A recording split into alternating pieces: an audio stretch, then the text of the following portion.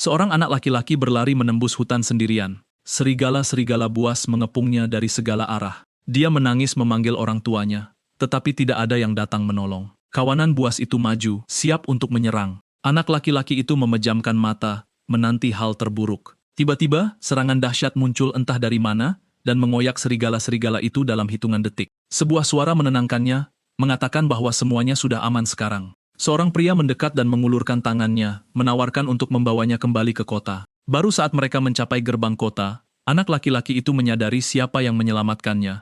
Luo Zhenning, pahlawan besar dari Asosiasi Fakta Takdir. Bertahun-tahun kemudian, anak laki-laki yang sama itu mengikuti upacara kebangkitan kelas. Dia bangkit sebagai penyihir bayangan. Chen Zai menyadari bahwa kelas itu tidaklah sia-sia, namun terlalu biasa dan jauh dari kekuatan yang ditunjukkan Luo Zhenning hari itu. Seorang teman sekelas bertanya berapa lama lagi waktu yang dibutuhkan baginya untuk memanggil tengkorak baru. Chen Zai menjawab dengan malu bahwa masih tersisa 10 menit lagi. Temannya panik mengatakan bahwa mereka akan musnah sebelum itu terjadi. Chen Zai merenungkan situasinya. Penyihir bayangan level rendah hanya bisa mengendalikan 2 tengkorak sekaligus, dan setelah menggunakan keahlian pemanggilannya, mereka harus menunggu 10 menit sebelum menggunakannya lagi. Jika tengkorak mereka dihancurkan dan penyihir tersebut tidak memiliki keahlian menyerang, mereka akan menjadi sama sekali tidak berguna dalam pertempuran. Chen Zai mengakui, jika dia berada di kelas lain, dia mungkin juga tidak akan menginginkan penyihir bayangan di timnya. Dia memeriksa statusnya, level 0, 100 poin kesehatan,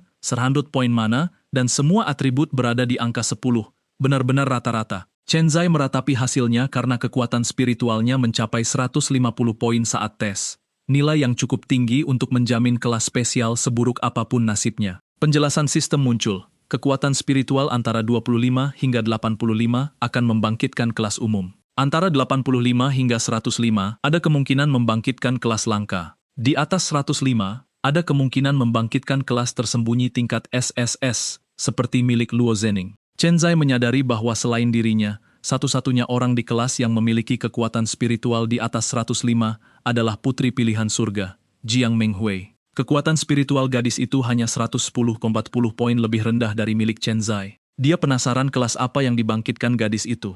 Sebuah teriakan bergema ke seluruh area. Jiang Menghui telah bangkit sebagai pejalan hampa, kelas tersembunyi tingkat SES. Semua orang terperangah mendengar pengumuman itu. Di tengah lingkaran kebangkitan, Jiang Menghui berdiri menonjol dikelilingi oleh energi yang kuat, sementara seluruh kelas menonton dengan terkejut. Kerumunan menjadi heboh mendengar kabar bahwa seseorang di kelas mereka telah membangkitkan kelas tersembunyi. Salah satu teman sekelas berkomentar bahwa Jiang Menghui mungkin bisa bergabung dengan Asosiasi Fakta Takdir tanpa bersusah payah. Yang lain penasaran bagaimana Chen Zai bisa mendapatkan hasil yang begitu berbeda, padahal kekuatan spiritual Jiang Menghui lebih rendah darinya. Salah satu teman menyuruh yang lain diam karena Chen Zai ada di dekat mereka. Di depan semua orang, kelas Jiang Menghui terungkap, pejalan hampa, dan merupakan kelas tersembunyi tingkat SES. Salah seorang penonton berkomentar bahwa meskipun keduanya sama-sama kelas tersembunyi, pejalan hampa dan penyihir bayangan berada di level yang sama sekali berbeda. Yang lain berkomentar tidak heran semua orang membicarakannya karena seseorang dengan kekuatan spiritual jauh lebih rendah dari Chen Zai saja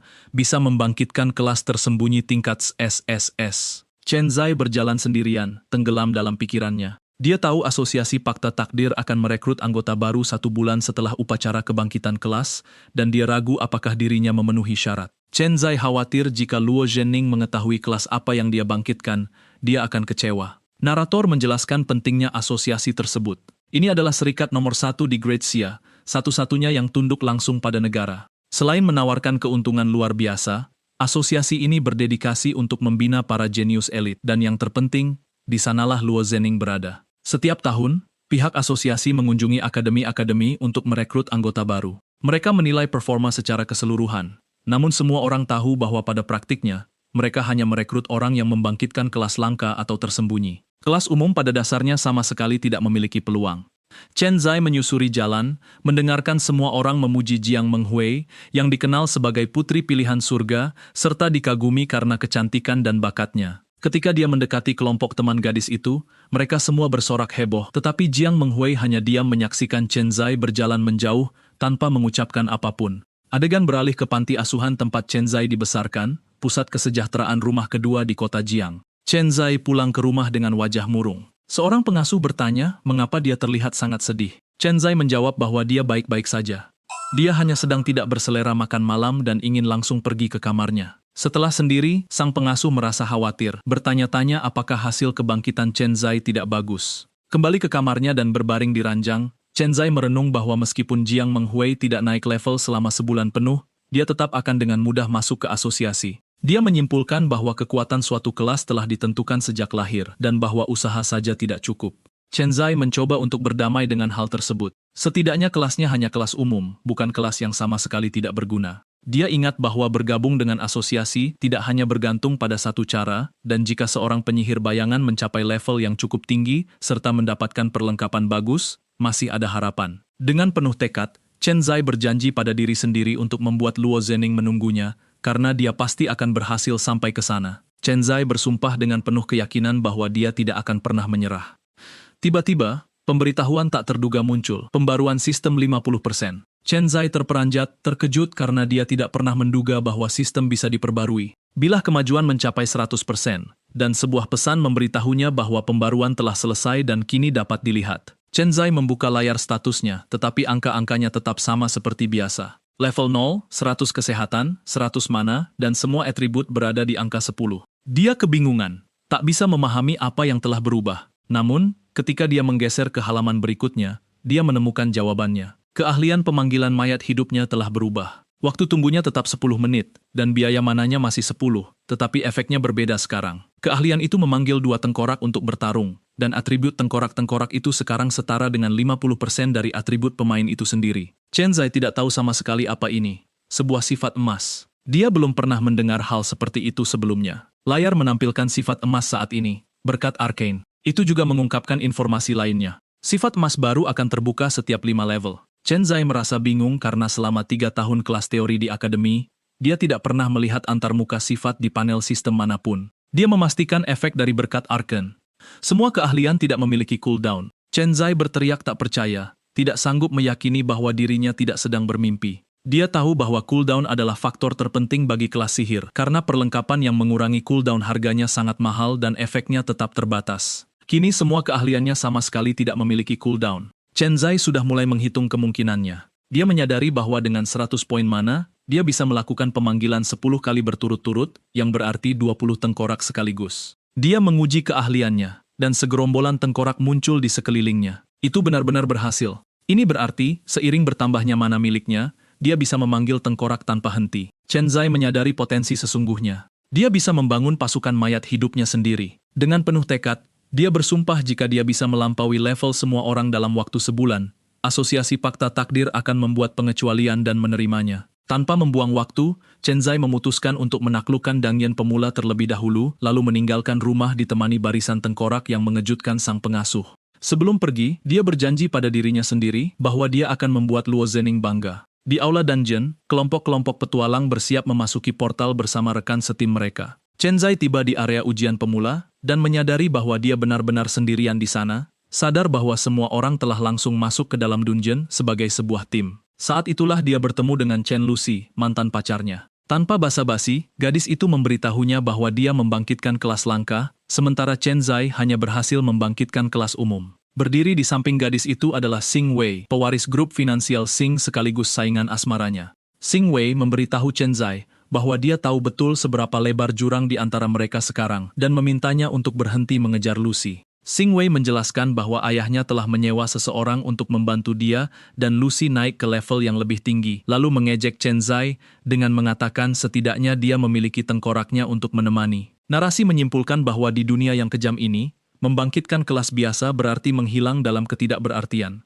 Chen Zai menatap dari kejauhan saat kelompok Xing Wei tertawa lepas sambil melewati portal bersama-sama. Dia mengakui bahwa dicampakkan oleh mantan pacarnya bukanlah sebuah kejutan. Namun, yang terburuk adalah tidak ada lagi yang berani membentuk tim dengannya, karena dia kini dianggap sebagai duri dalam daging bagi Xing Wei. 2 orang asing mengomentari dirinya. Satu orang merasa Chen Zai terlihat menyedihkan dan menyarankan untuk mengajaknya ke kelompok mereka. Yang lain terkejut dengan ide itu, bertanya apakah dia sudah gila karena Xing Wei sangat membenci Chen Zai. Tanpa pilihan lain, Chen Zai menyimpulkan bahwa yang bisa dilakukannya hanyalah memasuki dungeon pelatihan pemula sendirian, berburu monster, dan naik level sendiri. Dia berjalan melewati portal. Di sisi lain, seorang pemuda bertopeng mengawasi melalui sebuah perangkat dan melapor, "Nona, Chen Zai baru saja memasuki arena uji coba pemula." Sebuah proyeksi menampilkan profil Jiang Menghui, yang menunjukkan bahwa dia terus mengawasi pergerakan Chen Zai. Aturan dungeon pun muncul. Level yang dibutuhkan adalah di bawah 10, dan monster menjadi semakin kuat di setiap lapisan saat mereka bergerak menjauh dari pusat. Sebuah peringatan muncul di depan Chen Zai. Memasuki jangkauan agro monster akan memicu serangan otomatis dan setelah berada di luar zona aman, mustahil untuk mundur. Chen Zai melangkah maju melewati batas. Musuh pertamanya muncul, tikus pendar, monster umum level 1 yang memberikan 10 poin pengalaman perbunuhan dengan serangan normal dalam jangkauan 3 meter. Chen Zai mempertimbangkan bahwa pada level 0, dia hanya memiliki satu keahlian dan tantangan terbesar bagi pemula bukanlah memberikan kerusakan, melainkan mengendalikan perhatian monster. Jika beberapa musuh menyerang pada saat bersamaan, habislah sudah. Itu sebabnya sebagian besar petualang yang baru lulus lebih suka bertarung dalam tim atau membayar seorang profesional untuk membantu mereka. Dia menghitung bahwa tikus pendar muncul kembali setiap 8 detik dengan radius patroli 3 meter. Dengan tekad bulat, Chen Zai maju sendirian. Dia menghitung bahwa batas agro tepat di tepi zona aman akan aktif seketika saat dia melewati garis tersebut. Dari sana, dia berencana menggunakan tengkoraknya untuk menahan garis depan yang berfungsi sebagai lapisan pertahanan pertamanya. Dia mengangkat tongkatnya siap bertindak. Chen Zai meneriakkan perintah, "Panggil bayangan." Energi dahsyat meletus di sekelilingnya, menyelimuti tubuhnya sepenuhnya. Dari dalam kegelapan, para tengkoraknya muncul siap bertarung di sisinya. Di atasnya, sebuah prasasti mengungkapkan nama kekuatan barunya, Karunia Arcana. Semua keahlian tidak memiliki waktu tunggu. Chen Zai merasakan mananya terkuras habis, tapi dia sudah tahu bahwa memanggil 40 tengkorak sekaligus sudah cukup untuk apa yang harus dia lakukan. Pasukan mayat hidup maju dalam formasi saat gerombolan tikus pendar muncul dari bayang-bayang yang mengelilingi seluruh area. Chen Zai mengangkat tongkatnya dan memberi perintah, "Bunuh mereka semua." Para tengkorak menyerang ke depan tanpa ragu, bertabrakan dengan tikus-tikus itu dalam pertempuran yang kacau. Satu persatu, monster-monster itu tumbang di bawah tebasan pedang berkarat. Pesan sistem menumpuk tanpa henti. Tikus pendar dibunuh. 10 poin pengalaman didapatkan. Dalam beberapa saat, medan perang dipenuhi dengan mayat. Chen Zai menyaksikan pemandangan itu dengan puas dan menyadari bahwa dia telah naik dari level 0 ke level 1 dalam waktu kurang dari 10 menit. Dia menyadari bahwa jumlah pengalaman yang bisa dia dapatkan sendiri jauh lebih besar daripada jumlah rata-rata yang dibagi di antara tim dalam sebuah dungeon. Jendela status Chen Zai diperbarui di hadapannya. Nama, Chen Zai. Kelas penyihir bayangan, level 1, 100 kesehatan, 100 mana, kekuatan 10, kecerdasan 10, ketangkasan 10, vitalitas 10. Pemberitahuan muncul, 5 poin atribut gratis didapatkan. Tanpa ragu, Chen Zai memutuskan untuk memasukkan semuanya ke dalam kecerdasan karena tahu bahwa untuk kelas sihir, atribut ini menentukan kerusakan keahlian dan mana maksimum. Energi ungu menyelimuti tubuhnya saat poin-poin tersebut didistribusikan. Chen Zai menyimpulkan bahwa yang paling dia butuhkan sekarang adalah mana. Chen Zai merasakan mana maksimumnya meningkat menjadi 250. Kini dia bisa mempertahankan lebih banyak panggilan di medan tempur pada saat yang sama, memastikan kendali penuh atas musuh-musuhnya. Di hadapannya, tanah tertutup mayat hangus tikus-tikus bercahaya. Semuanya dimusnahkan oleh pasukannya. Chen Zai bergerak maju dikelilingi oleh barisan tengkoraknya yang merangsek semakin dalam ke dalam dungeon. Dia melewati lapisan kedua, dan sekawanan serigala muncul dari bayang-bayang, menggeram dengan mata merah bersinar. Sistem mengidentifikasi musuh baru, serigala abu-abu monster umum level 2, 20 poin pengalaman perbunuhan hanya dengan serangan normal. Chen Zai memberikan perintah, "Panggil bayangan." Gelombang tengkorak baru muncul dengan auman, menyerang langsung ke kawanan itu. Pertempuran berlangsung cepat. Serigala-serigala itu bertumbangan satu persatu di bawah sabetan pedang hingga semuanya musnah. Pemberitahuan naik level muncul di hadapan Chen Zai. Dia naik level lagi. Jendela statusnya diperbarui, nama Chen Zai, kelas penyihir bayangan level 2 dengan 45% progres menuju level berikutnya. Sementara serigala terakhir masih sekarat di tanah, pasukan Chen Zai sudah maju menuju konfrontasi berikutnya. Kali ini, segerombolan ular raksasa muncul dari reruntuhan, mengelilinginya dari semua sisi. Tanpa ragu, Chen Zai mengangkat tongkatnya dan sekali lagi memerintahkan pasukan tengkorak untuk maju. Chen Zai memimpin tengkoraknya dalam sinkronisasi yang sempurna, dan satu persatu, ular-ular itu tumbang. Ular lonceng dikalahkan, 30 poin pengalaman didapatkan. Pesan itu berulang beberapa kali saat pasukan mayat hidup terus maju tanpa henti. 2 jam kemudian, medan perang sepenuhnya terkendali. Di sekeliling Chen Zai, hanya tersisa mayat serigala dan ular yang masih dilalap api ungu. Dia telah mencapai level 5 hanya dalam 3,5 jam. Setiap 5 level, satu keahlian baru dan satu sifat baru terbuka. Jendela statusnya diperbarui sekali lagi, nama Chen Zai, kelas penyihir bayangan level 5. Kemudian pemberitahuan baru muncul, keahlian baru terbuka, ledakan mayat, tanpa waktu tunggu, tanpa biaya mana. Efeknya brutal, meledakkan tengkorak di bawah kendalinya, memberikan 300% kerusakan sihir ke semua musuh dalam radius 2 meter. Chen Zai sangat senang, takjub menyadari bahwa ledakan mayat benar-benar tidak mengonsumsi mana sama sekali. Tanpa membuang waktu, dia mengumpulkan pasukannya dan bergerak maju dengan tekad untuk melanjutkan. Chen Zai berhenti di depan portal yang mengarah ke lapisan kelima dungeon dan berteriak dengan antusias bahwa ini saatnya untuk maju. Di sisi lain, auman baru menggema melalui reruntuhan. Monster yang jauh lebih mengancam muncul di hadapannya. Kadal badak berperisai elit level 5 kategori serbu berat, 50 poin pengalaman perbunuhan. Keahliannya terungkap, serudukan perisai, serangan garis lurus yang memukul mundur target dan menyebabkan pendarahan, serta pantulan paku baja yang memantulkan sebagian kerusakan kembali kepada siapapun yang menyerangnya dalam jarak dekat. Chen Zai tersenyum percaya diri dan menyatakan bahwa ini sempurna karena dia akan menggunakan makhluk-makhluk ini untuk menguji keahlian barunya. Chen Zai mengangkat tongkatnya dan berteriak, "Ayo ke lapisan kelima." Dia melompat lurus ke dalam portal bercahaya dan ditelan oleh cahaya. Auman mengancam bergema di reruntuhan saat makhluk-makhluk mendekat, termasuk kadal yang ditutupi pelat logam dan duri tajam.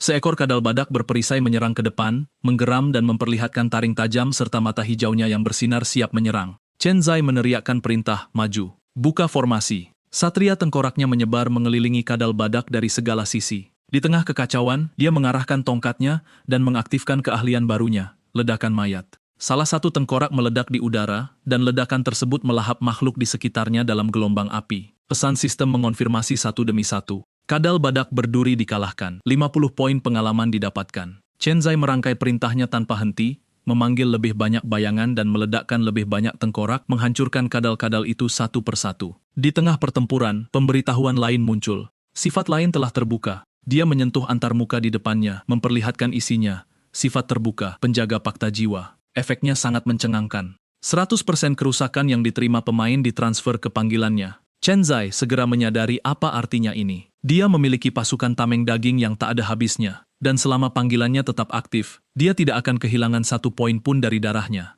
Ditambah lagi dengan skill yang tidak memiliki waktu tunggu, dia bisa memanggil kerangka tanpa henti, membuatnya nyaris abadi. Lebih banyak kadal muncul dengan raungan dan salah satunya berhasil menembus garis pertahanan, menyerang langsung ke arah Chen Zai. Dia menyadari masalahnya. Salah satu dari mereka telah menembus formasi. Makhluk itu menerjang dengan sekuat tenaga, cakar-cakarnya membelah udara ke arah Chen Zai, membuatnya terbuka sesaat. Tapi sifat penjaga kontrak jiwa aktif pada saat itu juga, dan seekor ksatria kerangka melompat ke depannya, menahan pukulan itu untuknya. Chen Zai tidak ragu dan memberi perintah, bunuh makhluk itu. Diselimuti kobaran api, ksatria kerangka itu maju menyerang dengan pedang terangkat, memberikan serangan fatal pada makhluk itu. Pesan lain mengonfirmasi pembunuhan tersebut. Kadal badak berduri berhasil disingkirkan, mendapat 50 poin pengalaman saat binatang itu mengeluarkan raungan terakhir sebelum ambruk. Setelah konfirmasi pembunuhan lainnya, Chen Zai akhirnya menurunkan tongkatnya.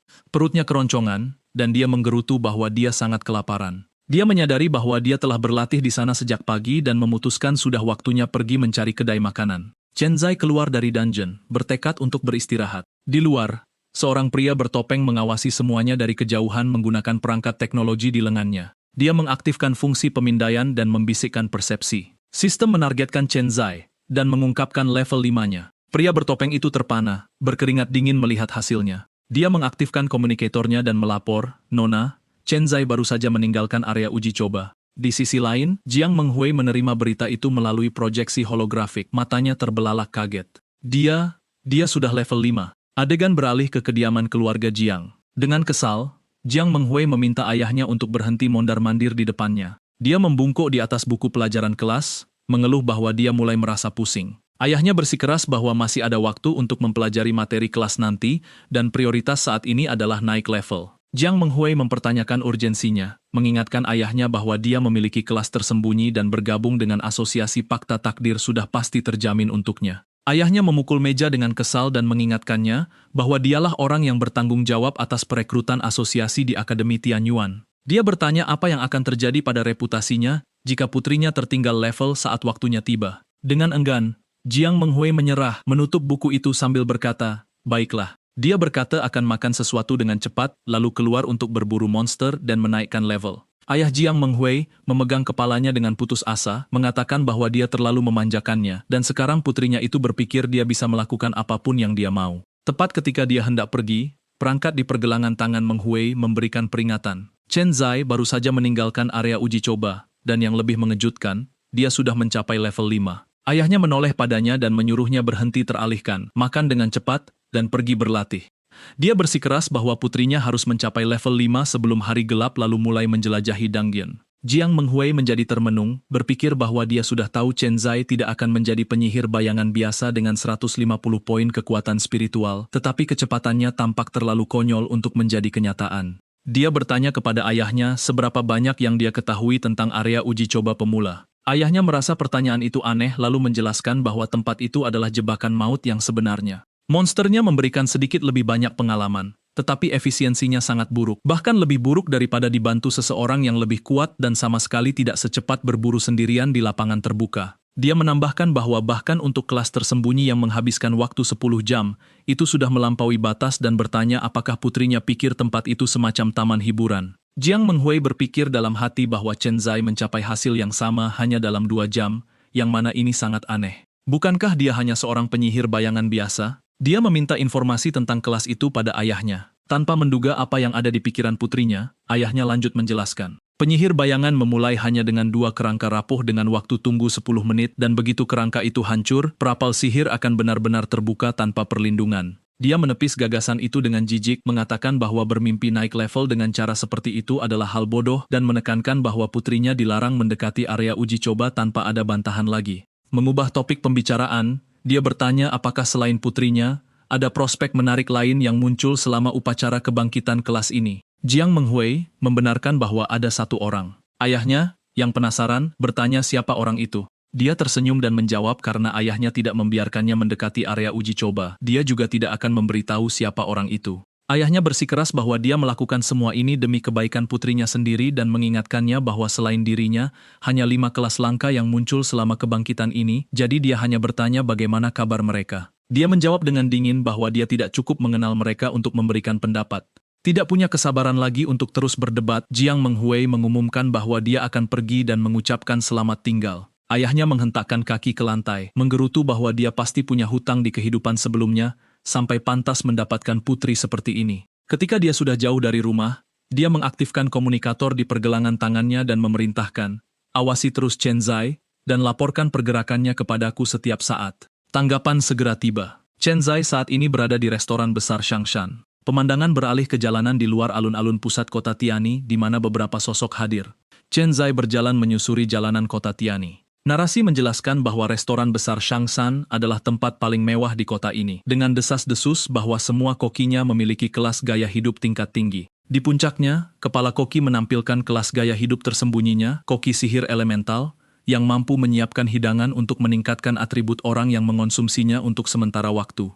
Chen Zai memandangi tempat itu dari kejauhan dan berpikir bahwa harga di sana pasti sangat tidak masuk akal. Dengan tabungannya yang pas-pasan, dia bahkan merasa tidak pantas untuk melangkah masuk ke pintu itu. Dia memutuskan untuk membeli sesuatu dengan cepat dari kedai pinggir jalan dan langsung kembali ke dungeon. Di tengah jalan, dia melihat sekelompok prajurit lapis baja berkumpul di alun-alun. Salah satu dari mereka mengenalinya dan mengejeknya. Bertanya apakah dia masih belum pergi berlatih dan heran kenapa dia begitu pendiam sekarang setelah semua pamer yang dia lakukan sebelumnya. Chen Zai menatap kelompok itu dengan serius tanpa memberikan jawaban. Pemimpin kelompok itu terus mengejeknya. 150 poin kekuatan spiritual, dan cuma itu yang bisa kau tunjukkan. Berpakaian dari ujung kepala sampai ujung kaki dengan perlengkapan tingkat putih, betapa menyedihkannya dirimu. Kami semua dilengkapi dengan set lengkap item biru, dan aku ragu kau bahkan mampu membeli 1 potong saja. Hanya dalam beberapa jam, kami sudah hampir mencapai level 3. Jadi beritahu aku, kau level berapa? Habis kesabaran dengan ini, Chen Zai hanya mengucapkan,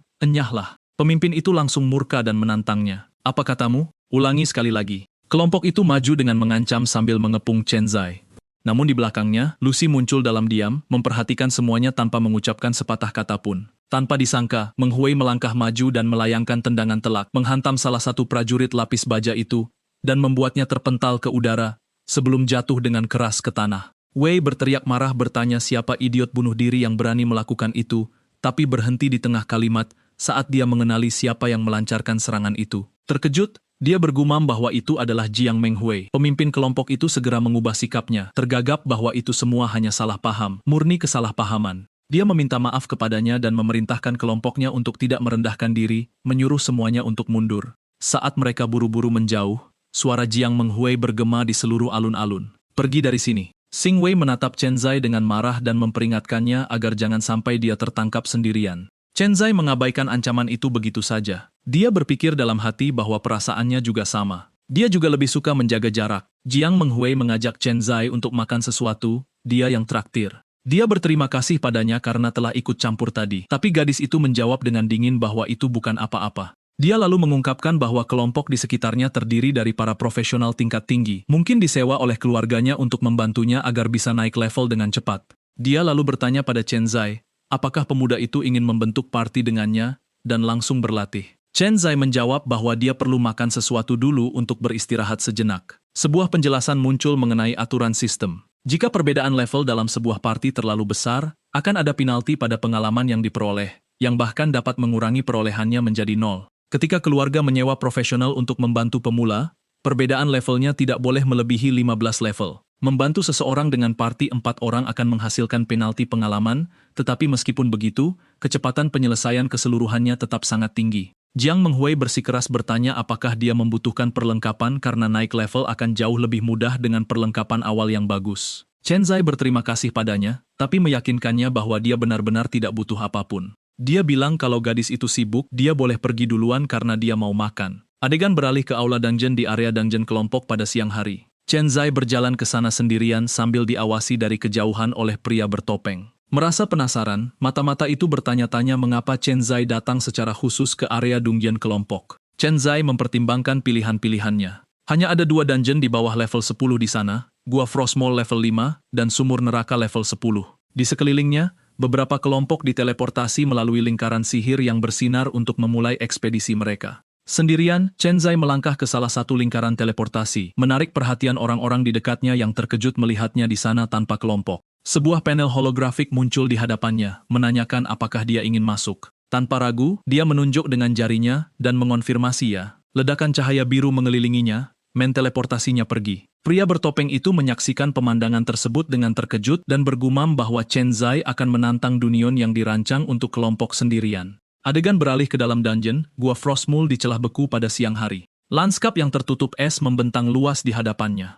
Informasi lokasi muncul, Gua Frostmourne tingkat kesulitan normal level 5, terbagi menjadi 3 zona dengan zona terakhir berisi boss dungeon. Chen Zai akhirnya tiba di dungeon, dan dungeon itu terungkap di hadapannya, sebuah zona aman. Informasi lengkap muncul di layar. Gua Frostmourne pada tingkat kesulitan normal terbagi menjadi 3 zona dengan total 150 Frostmourne, 3 Frostmourne Elite, bos terakhir, Raja Frostmourne. Merasakan dingin yang menusuk tulang, Chen Zai menggerutu bahwa ini adalah sebuah kesalahan karena tidak membawa mantel. Penjelasan tentang sistem muncul. Dungeon terbagi menjadi tingkat kesulitan normal, Hard, Hell, Nightmare, dan Abyss. Semakin tinggi tingkat kesulitannya, semakin bagus hadiahnya, tapi monsternya juga semakin kuat. Chen Zai merenung bahwa meskipun ini adalah dungeon kelompok, panggilan tak terbatasnya membuat penyelesaian secara solo menjadi cukup mudah. Dia tahu dungeon pelatihan pemula tak lagi bisa memberinya apa-apa, dan sekarang dia butuh uang serta perlengkapan yang lebih baik. Dia melangkah maju menembus salju dan mengangkat tongkatnya,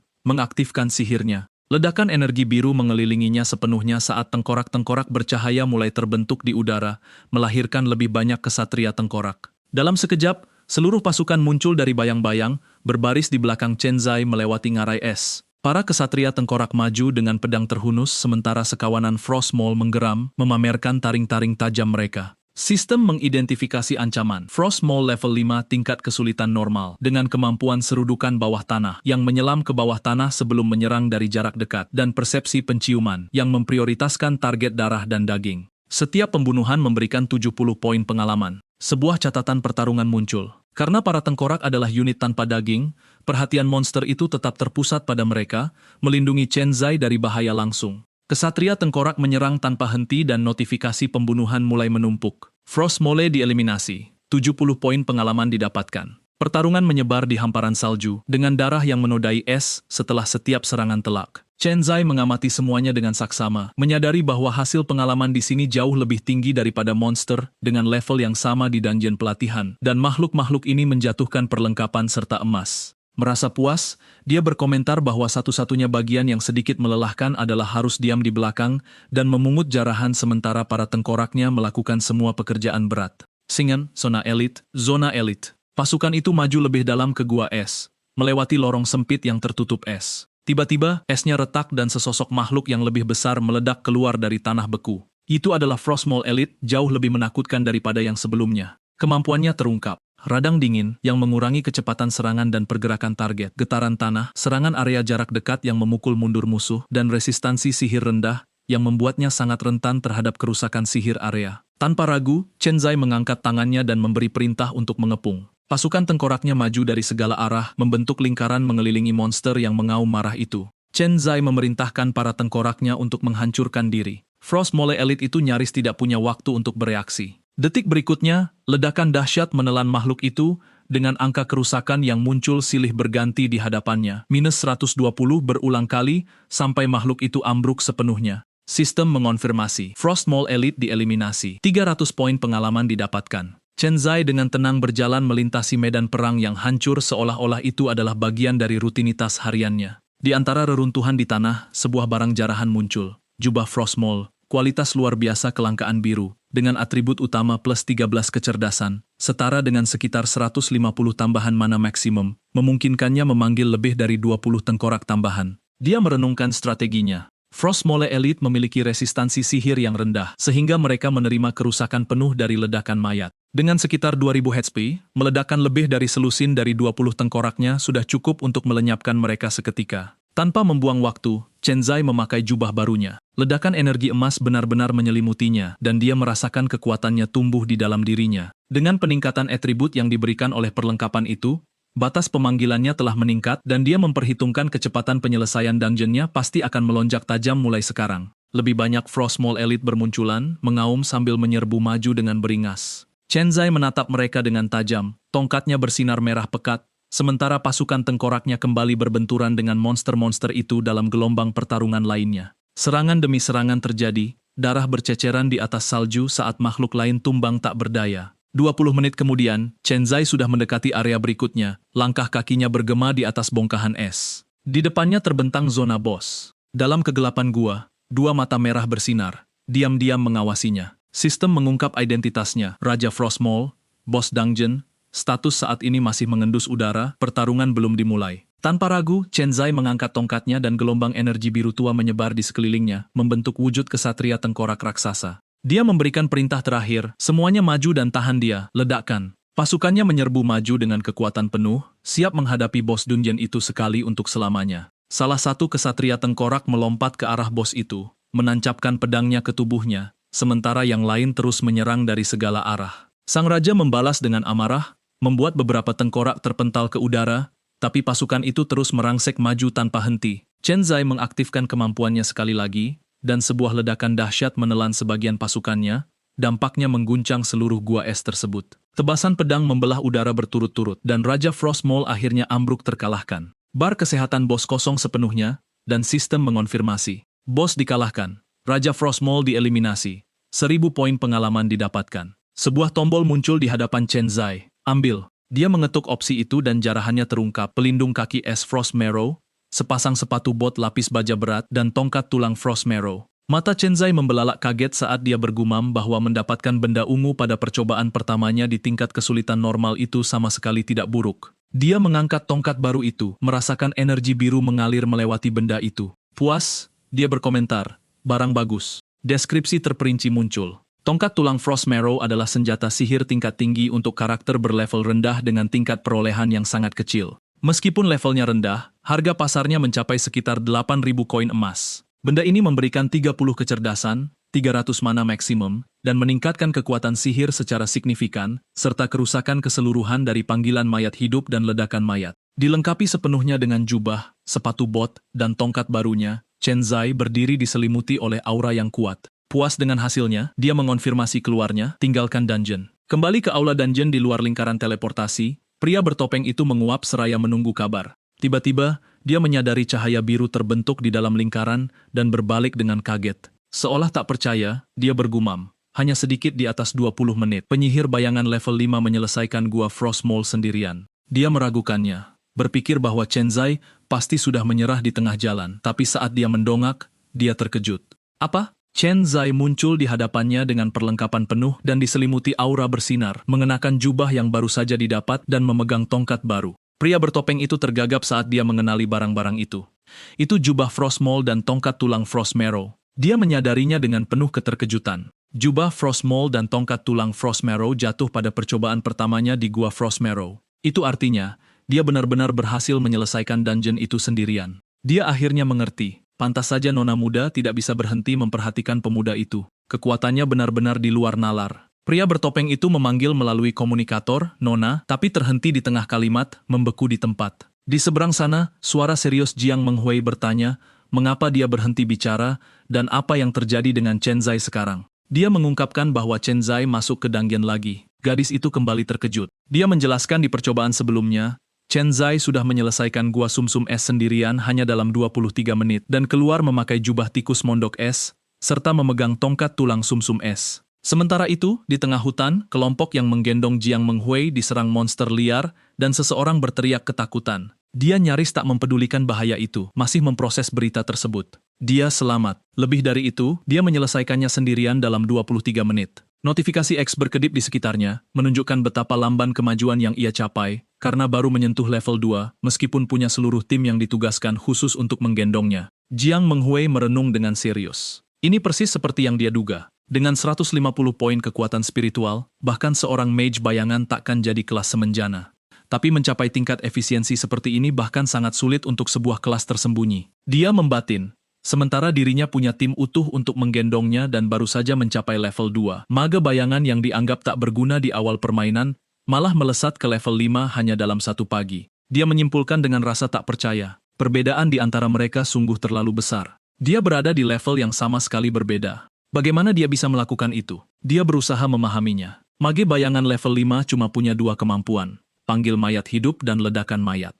Batas panggilannya hanya 2 tengkorak, dan ledakan mayat cuma bisa dipakai 2 kali dengan waktu jeda 10 menit di setiap pemakaian. Dia sama sekali tidak punya keahlian lain. Masih bingung, dia bertanya-tanya bagaimana cowok itu bisa menghabisi ratusan monster di gua sumsum es sendirian bersama 3 monster elit dan Raja Tikus Mondok Es itu sendiri. Mungkinkah dia melakukan semua itu tanpa terkena serangan satu kali pun? Jiang Menghui bergumam tak percaya. Apa ada hal yang lebih konyol dari ini? Kembali di aula dungeon, Chen Zai berjalan menuju lingkaran teleportasi sekali lagi. Pria bertopeng itu mengawasi dari kejauhan, bertanya-tanya dalam hati apakah menyelesaikan dungeon sendirian benar-benar semenyenangkan itu. Di dalam gua beku itu, Chen Zai maju dikelilingi pasukan tengkoraknya, berkomentar bahwa ini sebenarnya cukup santai. Dia memutuskan untuk berlatih sampai jam makan malam lalu menyudahinya. Menjelang malam dengan langit jingga di atas atap kota, Chen Zai keluar dari lingkaran teleportasi sekali lagi. Pria bertopeng itu kembali melapor, dia keluar. Kali ini, dia menyelesaikan gua sumsum es dalam 16 menit dan mencapai level 8, Nona, sungguh melelahkan. Dia membatin kalau tugas pengawasannya akhirnya selesai untuk hari ini. Menghui berkata dengan santai, kau boleh istirahat. Aku sudah dekat rumah. Berdiri di jalanan kota saat senja, Chen Zai membuka panel navigasi sistem dengan sentuhan di udara. Inventarisnya terbuka di hadapannya, dipenuhi berbagai barang hasil jatuhan dari dungeon, ada helm, cakar ungu, pedang, sepatu bot, gada, belati, cincin, tabung sihir, dan banyak lagi. Chen Zai berhitung bahwa dia bisa menjual semuanya di rumah lelang dan mendapat banyak uang. Dia menyadari ada sarung tangan ungu yang bernilai lumayan besar, tapi menyayangkan karena dia tidak bisa memakainya. Dia lalu menyentuh salah satu barang. Chen Zai mengambil barang tersebut saat sebuah deskripsi muncul. Fakta alam hancur level 10, barang sekali pakai yang memberi akses ke dungeon level 10 di alam hancur dan membutuhkan party untuk memasukinya. Penjelasan lain menyusul. Dungeon alam hancur membutuhkan party beranggotakan 2-5 pemain, menawarkan jumlah pengalaman yang besar dan barang berkualitas sangat tinggi. Chen Zai berhitung bahwa gulungan seperti ini bisa dengan mudah bernilai 30 hingga 40 ribu koin emas di rumah lelang. Tapi baginya, pengalaman dan perlengkapan di dalamnya jauh lebih berharga. Dia merenung, yang dia kurang cuma anggota party. Siapa yang bisa dia ajak? Pada saat itu, sebuah suara datang dari belakangnya. Kebetulan sekali, itu Jiang Menghui. Chen Zai mengenalinya dalam hati sebagai gadis dari keluarga Jiang yang terus mengawasinya, dan dia juga sudah dengar kalau gadis itu memperhatikannya menjelajahi Dunyon sendirian. Dia bertanya apa gadis itu senggang untuk menjelajah Dangdian dengannya dan menyarankan agar mereka masuk besok, menawarkan pembagian 30% hasil jarahan untuk gadis itu dan 70% untuk dirinya sendiri. Dia bertanya apakah itu sungguh fakta alam hancur dan dari mana dia mendapatkannya. Dia menjelaskan itu barang jatuhan yang beruntung didapatnya, tapi levelnya masih lumayan rendah, dan ini cuma Dangdian level 10. Kalau dia mau ikut, mereka bisa pergi bersama. Kalau tidak, dia akan mencari orang lain. Tanpa ragu-ragu, Jiang Menghui langsung menerima. Aku ikut, tentu saja aku ikut. Saat pergi, dia menegaskan kalau begitu sudah sepakat. Sampai jumpa besok. Dia menatap gadis itu berlari pergi dengan sangat cepat dan bertanya-tanya. Bingung apa gadis itu takut dia bakal berubah pikiran. Keesokan harinya, sebuah narasi menjelaskan bahwa di bulan pertama setelah membangkitkan kelas mereka, para siswa tetap harus melapor ke akademi setiap hari. Akademi membantu mereka membenarkan jalur evolusi dan mengajarkan mereka tentang mekanika dungeon serta aturan pembentukan party. Dan yang terpenting, hari ini adalah hari pertama peringkat siswa baru diumumkan ke publik. Sebuah mobil mewah, Rolls-Royce yang berkilau tiba di lokasi, menarik perhatian semua orang di sana. Di dalam kendaraan, ayah Jiang Menghui berkomentar kalau situasinya sama setiap tahun. Para siswa yang baru bangkit sangat antusias dengan perlengkapan baru mereka, jadi tak bisa dihindari mereka ingin pamer. Dia menanyakan pada putrinya tentang kemajuannya menuju level 5. Jiang Menghui membalas kalau dia berlatih sepanjang sore kemarin dan sudah level 5 dengan lebih dari 80% pengalaman yang dibutuhkan untuk level berikutnya. Hari ini, dia akan mulai menjelajahi dungeon, dan dia yakin mencapai level 6 bakal mudah. Merasa puas, ayahnya berkomentar kalau itu cukup mengesankan dan dengan kecepatan seperti itu, putrinya pasti menempati peringkat pertama di kelasnya. Jiang Menghui membayangkan proyeksi Chen Zai dalam balutan kaos sederhananya. Dia membatin kalau sulit menentukan peringkat persisnya, tapi yang pasti bukan dia yang bakal di posisi pertama. Meski begitu, cowok itu sudah level 8, dan dia bertanya-tanya bagaimana dia bisa melampauinya. Sesampainya di gerbang akademi, dia memberitahu ayahnya bahwa setelah apel pagi, dia sudah punya rencana untuk masuk ke Dungyan dengan seorang teman. Jadi dia tak butuh pengawalan yang diatur keluarga untuk hari ini. Ayahnya menghentikannya. Tunggu. Dia menjelaskan bakal ke akademi nanti untuk merekrut anggota baru untuk asosiasi Fakta Takdir dan menambahkan karena peringkat siswa baru akan diumumkan hari ini, dia juga bakal mengecek hasilnya. Gadis itu membatin. Posisi pertama sudah pasti bukan untuk putrinya. Dia bakal kecewa. Sementara itu, di dalam auditorium yang penuh sesak, komentar menyebar di kalangan siswa. Peringkat siswa baru sedang diperbarui hari ini. Kalian sudah level berapa? Apa yang bisa kita harapkan di hari pertama? Pementok level 5. Seorang siswa mengeluh karena sudah berlatih dalam grup sampai mau muntah, tapi cuma mentok di level 3. Siswa lain mengaku kalau dia tidur seharian, dan level 2 sudah cukup bagus buatnya. Akhirnya, seseorang menyatakan dengan pasti, Jiang Menghui akan meraih peringkat pertama. Kelas tersembunyi benar-benar ada di level berbeda. Auditorium terisi penuh oleh semua siswa yang duduk di kursi mereka. Xing Wei duduk percaya diri di samping Lucy dengan tangan bersedekap, sementara teman sekelas lain terlihat di latar belakang. Xing Wei menoleh ke Chen Zai dan bertanya langsung, Chen Zai, kamu level berapa? Chen Zai begitu saja mengabaikannya tanpa mengucapkan sepatah kata pun. Tak terusik oleh kebisuan itu, Xing Wei pamer kalau dia dan Lucy sudah level 4. Chen Zai duduk sendirian di kursinya, benar-benar tak acuh pada semua hal di sekitarnya dengan tas punggung di sebelahnya. Bahkan sebelum pidato dimulai, Xing Wei sudah memprovokasi Chen Zai yang duduk di sebelahnya. Dia mendesak, dan kamu pasti setidaknya level 2, kan? Chen Zai menjawab dengan dingin bahwa peringkat toh akan segera diumumkan. Jadi Xing Wei akan segera melihatnya sendiri. Xing Wei tertawa mengejek, mengingatkannya bahwa peringkat mahasiswa baru hanya menampilkan 30 siswa teratas dan nama Chen Zai pasti tidak akan ada di sana. Jadi, bagaimana mungkin dia bisa tahu? Pidato akan segera dimulai, dan mereka mengalihkan perhatian ke arah panggung. Di panggung, Li Mingxin, kepala akademi, muncul bersama Jiang Zhengwei, kepala diaken dari Asosiasi Fakta Takdir Cabang Kota Tiani. Suara bisik-bisik menyebar ke seluruh auditorium. Itu benar-benar Jiang Zhengwei, ayah Menghui. Seseorang berkomentar dengan penuh semangat bahwa akan ada yang mencuri perhatian hari ini. Seorang teman sekelas memperingatkan Zhengwei bahwa para pemimpin akademi sudah duduk dan dia harus menyimpan provokasinya untuk nanti. Sambil mengejek Chen Zai, dia berkomentar bahwa setidaknya Chen Zai cukup sadar akan situasinya sendiri. Keheningan menyelimuti auditorium saat Li Mingxin berdiri untuk berbicara. Dia mulai dengan mengatakan bahwa seperti tahun-tahun sebelumnya, dia sendiri yang akan memimpin apel pagi di hari pertama setelah kebangkitan kelas. Li Mingxin melanjutkan, menyatakan bahwa tidak ada kelas yang mulia maupun rendahan dan bahwa inilah jalan yang akan menemani mereka semua seumur hidup. Dia mengumumkan bahwa peringkat mahasiswa baru resmi dibuka hari ini, namun meminta para siswa agar tidak membiarkan peringkat itu mengalihkan mereka dari tujuan masing-masing. Dia mengakui bahwa dia tahu peringkat adalah hal yang paling diminati semua orang saat ini. Jadi tanpa membuang waktu, dia memutuskan untuk mengungkapkan hasilnya. Ledakan cahaya memenuhi panggung dan peringkat pun mulai bermunculan.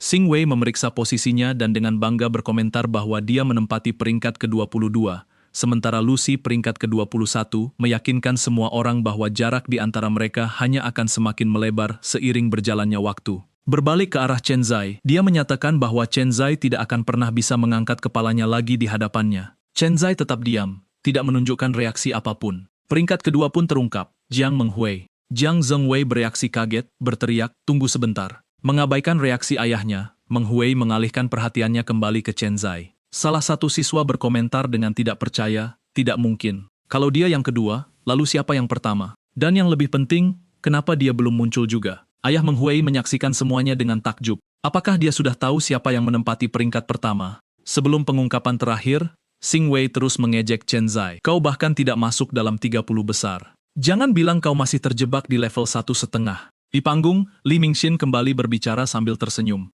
Dia membayangkan bahwa semua orang pasti bertanya-tanya mengapa peringkat pertama belum diumumkan, lalu menambahkan bahwa hasil tahun ini benar-benar luar biasa. Dia pun mengungkapkan alasannya. Untuk pertama kalinya dalam sejarah, mereka melihat seorang siswa melesat hingga ke level 8 dalam satu hari, dan dia mengaku sengaja menyimpan kejutan ini untuk yang terakhir. Petikan jarinya bergema di seluruh aula, dan jawabannya akhirnya muncul di layar. Peringkat pertama level 8 penyihir bayangan, Chen Zai. Keheningan yang mencekam menyelimuti auditorium. Salah satu siswa berambut pirang membelalakkan matanya karena terkejut saat bisik-bisik meledak di sekitarnya. Level 8, seorang penyihir bayangan, kelas biasa. Xing Wei berdiri dengan marah dan berteriak, "Level 8, peringkat pertama. Ini pasti ada kesalahan. Dia cuma seorang penyihir bayangan." Di sebelahnya, Lucy gemetar saat dia menatap tangannya yang bertumpu di lututnya. Bergumam pelan, "Apa aku sudah salah pilih orang?" Keributan mengambil alih seluruh auditorium saat semua orang berbalik dan berbisik secara bersamaan. Di tengah semua kekacauan itu, Chen Zai tetap diam, sama sekali tidak peduli dengan keributan yang disebabkan oleh namanya sendiri.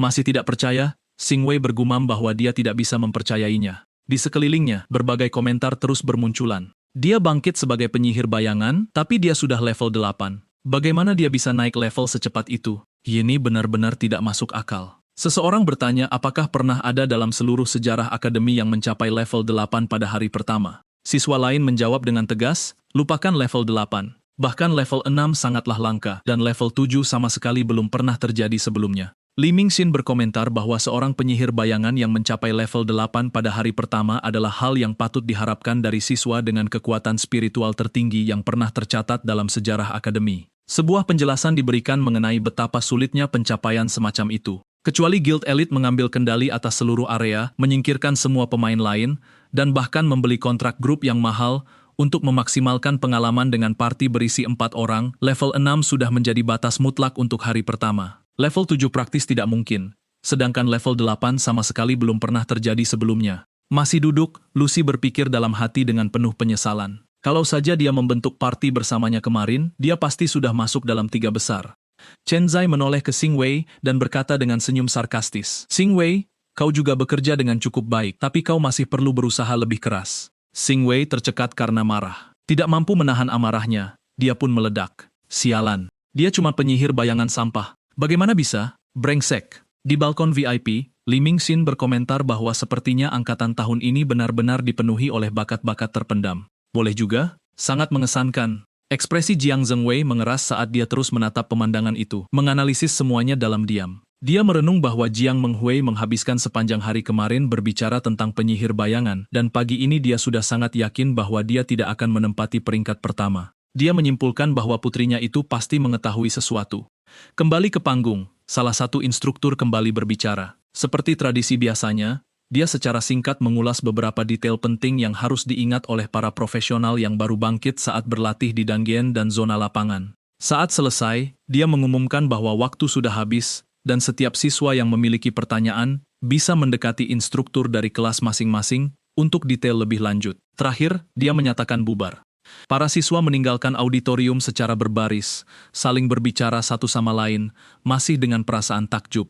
Mencapai level 8 pada hari pertama, dia benar-benar ada di level yang berbeda. Siswa lain bergumam gila. Di luar, Chen Zai berjalan sendirian, ketika dia mendengar suara langkah kaki berlari di belakangnya. Itu Lucy yang mengulurkan tangan ke arahnya. Dia mendekat dan berkata, "Chen Zai, aku minta maaf atas apa yang terjadi kemarin." Dia menjawab dengan dingin, "Soal apa?" Merasa terluka, Lucy berpikir dalam hati bahwa Chen Zai tidak pernah memotong ucapannya seperti itu sebelumnya. Tidak menyerah, dia bertanya apakah dia akan berlatih dan menyarankan agar mereka membentuk party. Chen Zai menolaknya. "Maaf, tapi aku sudah punya anggota party." Putus asa, Lucy bersikeras. "Tidak bisakah? Lupakan saja apa yang aku katakan kemarin. Aku cuma mengatakannya karena kesal." Chen Zai memandangnya dengan dingin dan menjawab, "Chen Lucy, kita bukan berasal dari dunia yang sama. Bukankah itu kata-katamu sendiri?" Dia membantah dengan getir dengan mengatakan bahwa ini baru 1 hari dan dia sudah membuang semua yang mereka miliki. Pada saat itu, Jiang Menghui mendekat dan bertanya, "Chen Zai,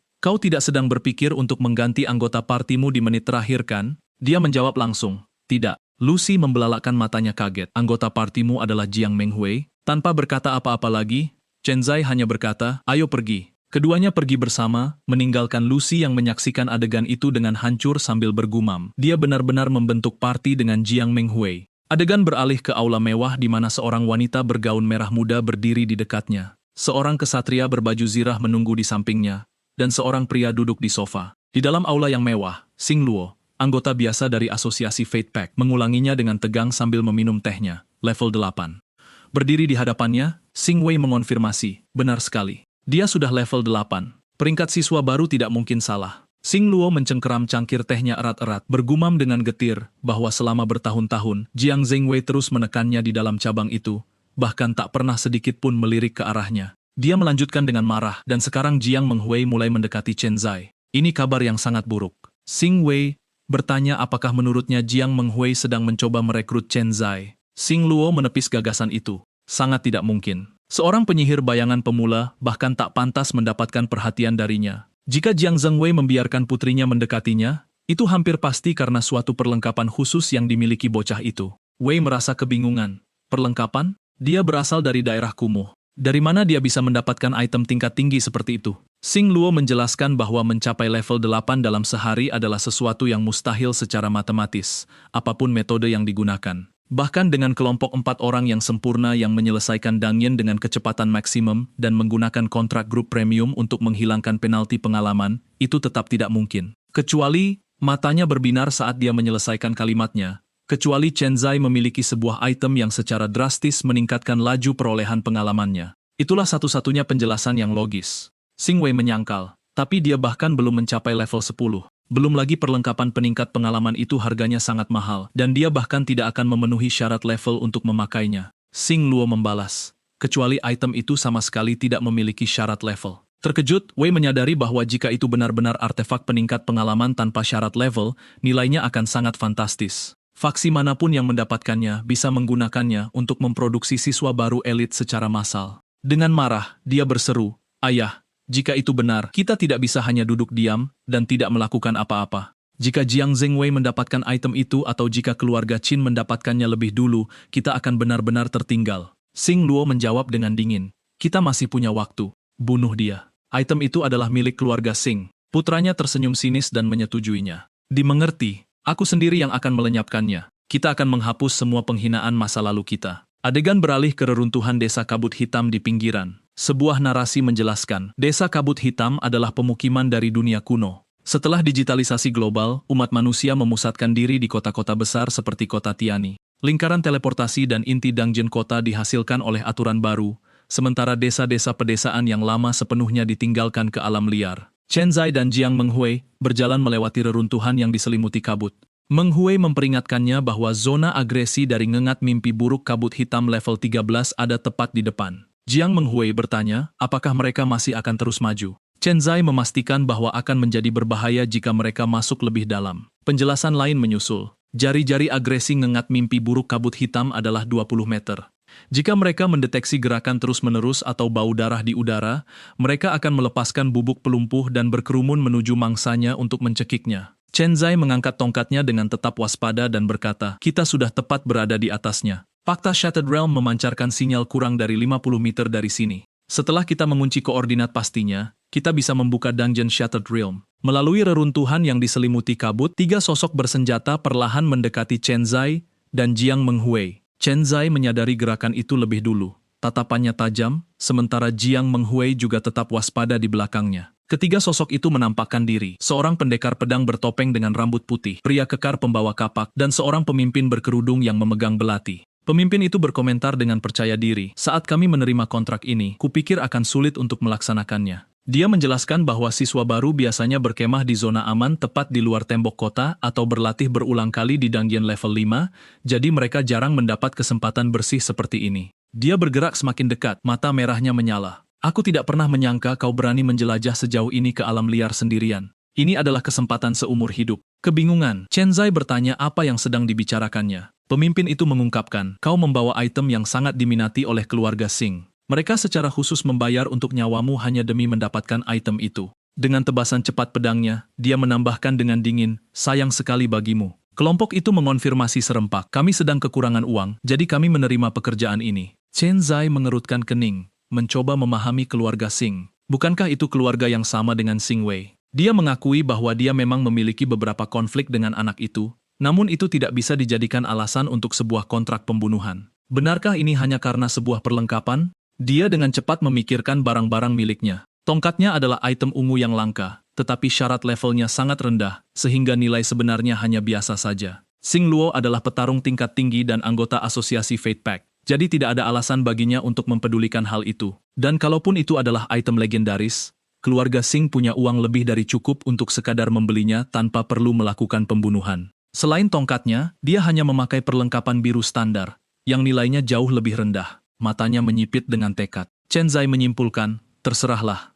Aku tidak akan memikirkan hal ini sekarang. Dia mengangkat tongkatnya yang diselimuti energi gelap dan berseru, jika kalian ingin membunuhku, maka aku hanya perlu membunuh kalian lebih dulu. Sesederhana itu. Di pintu masuk ngarai kabut putih, Chen Zai dan Jiang Menghui berdiri menghadapi ketiga penyerang tersebut. Chen Zai berpikir dengan tegang. Medan di sini terlalu terbuka, menempatkan Menghui dan diriku pada kerugian besar. Tiba-tiba, pembunuh berkerudung itu menerjang maju dengan lompatan cepat. Belatinya terhunus lurus ke arah Jiang Menghui. Dia menangkapnya dari belakang, menekan bilah pisaunya ke lehernya dan berbisik, gadis kecil, kusarankan jauhkan tanganmu dari alat komunikasi itu. Sentuh lagi, dan aku akan menghabisimu di sini juga. Gadis itu hanya terdiam. Dia kemudian berbicara tanpa ragu. Keluarga Singh mengirim kalian, tapi mereka bahkan tidak mau repot-repot menyebutkan siapa diriku. Ayahku adalah Jiang Zhengwei, kepala diakon asosiasi Fate Pact. Apa kalian benar-benar ingin mati? Pemimpin berkerudung itu menyeringai mengejek pada Jiang Menghui. Memangnya kenapa kalau kau putrinya? Kalau kami menguburmu di sini, siapa yang akan tahu?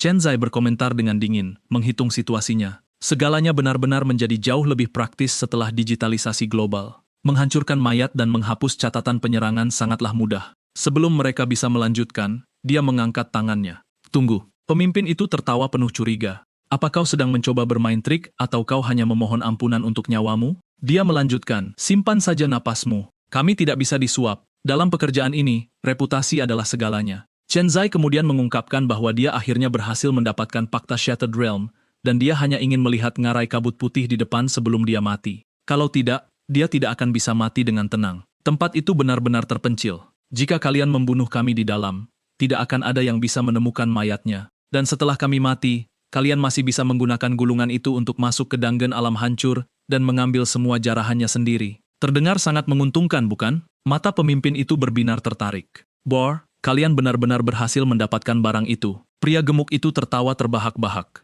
Wah, lihatlah ini. Memilih kuburannya sendiri dan menghemat waktu kita. Pemimpin itu memerintahkan, jalan. Tunjukkan jalannya, atau kami akan menghabisi kalian sekarang juga. Chen Zai setuju. Baiklah, ayo. Namun di dalam hati, dia mulai berhitung. Mereka adalah pembunuh bayaran, jadi atribut kecepatan mereka sangat tidak masuk akal. Medan di sini terlalu terbuka. Bahkan jika dia terus-menerus menggunakan panggilan dan ledakan mayat, ada kemungkinan besar dia tidak akan bisa menjebak mereka. Akan tetapi, begitu mereka memasuki ngarai kabut putih, medannya akan menyempit dan mereka tidak akan bisa kabur meskipun mereka punya sayap. Mengamatinya dari dekat, Jiang Menghui juga merasa penasaran. Ngarai itu adalah jalur sempit yang besar, mudah dipertahankan, mustahil diserang, dan bahkan lebih sulit untuk mundur darinya. Apa yang sebenarnya dia pikirkan? Kelompok itu maju menembus lanskap berkabut mengikuti jalan sempit di antara bebatuan. Tiba-tiba, ngengat iblis bersisik kabut level 13 muncul berdengung, lalu pembunuh berambut putih bereaksi seketika, membelah makhluk itu menjadi dua di udara, dengan darah hijau menyembur di tengah kabut. Dua orang lainnya menatap terkejut.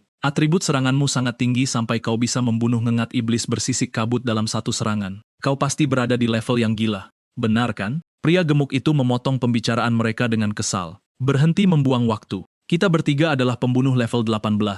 Chen Zai mengulang informasi itu di dalam kepalanya. Mengevaluasi situasinya. Level 18.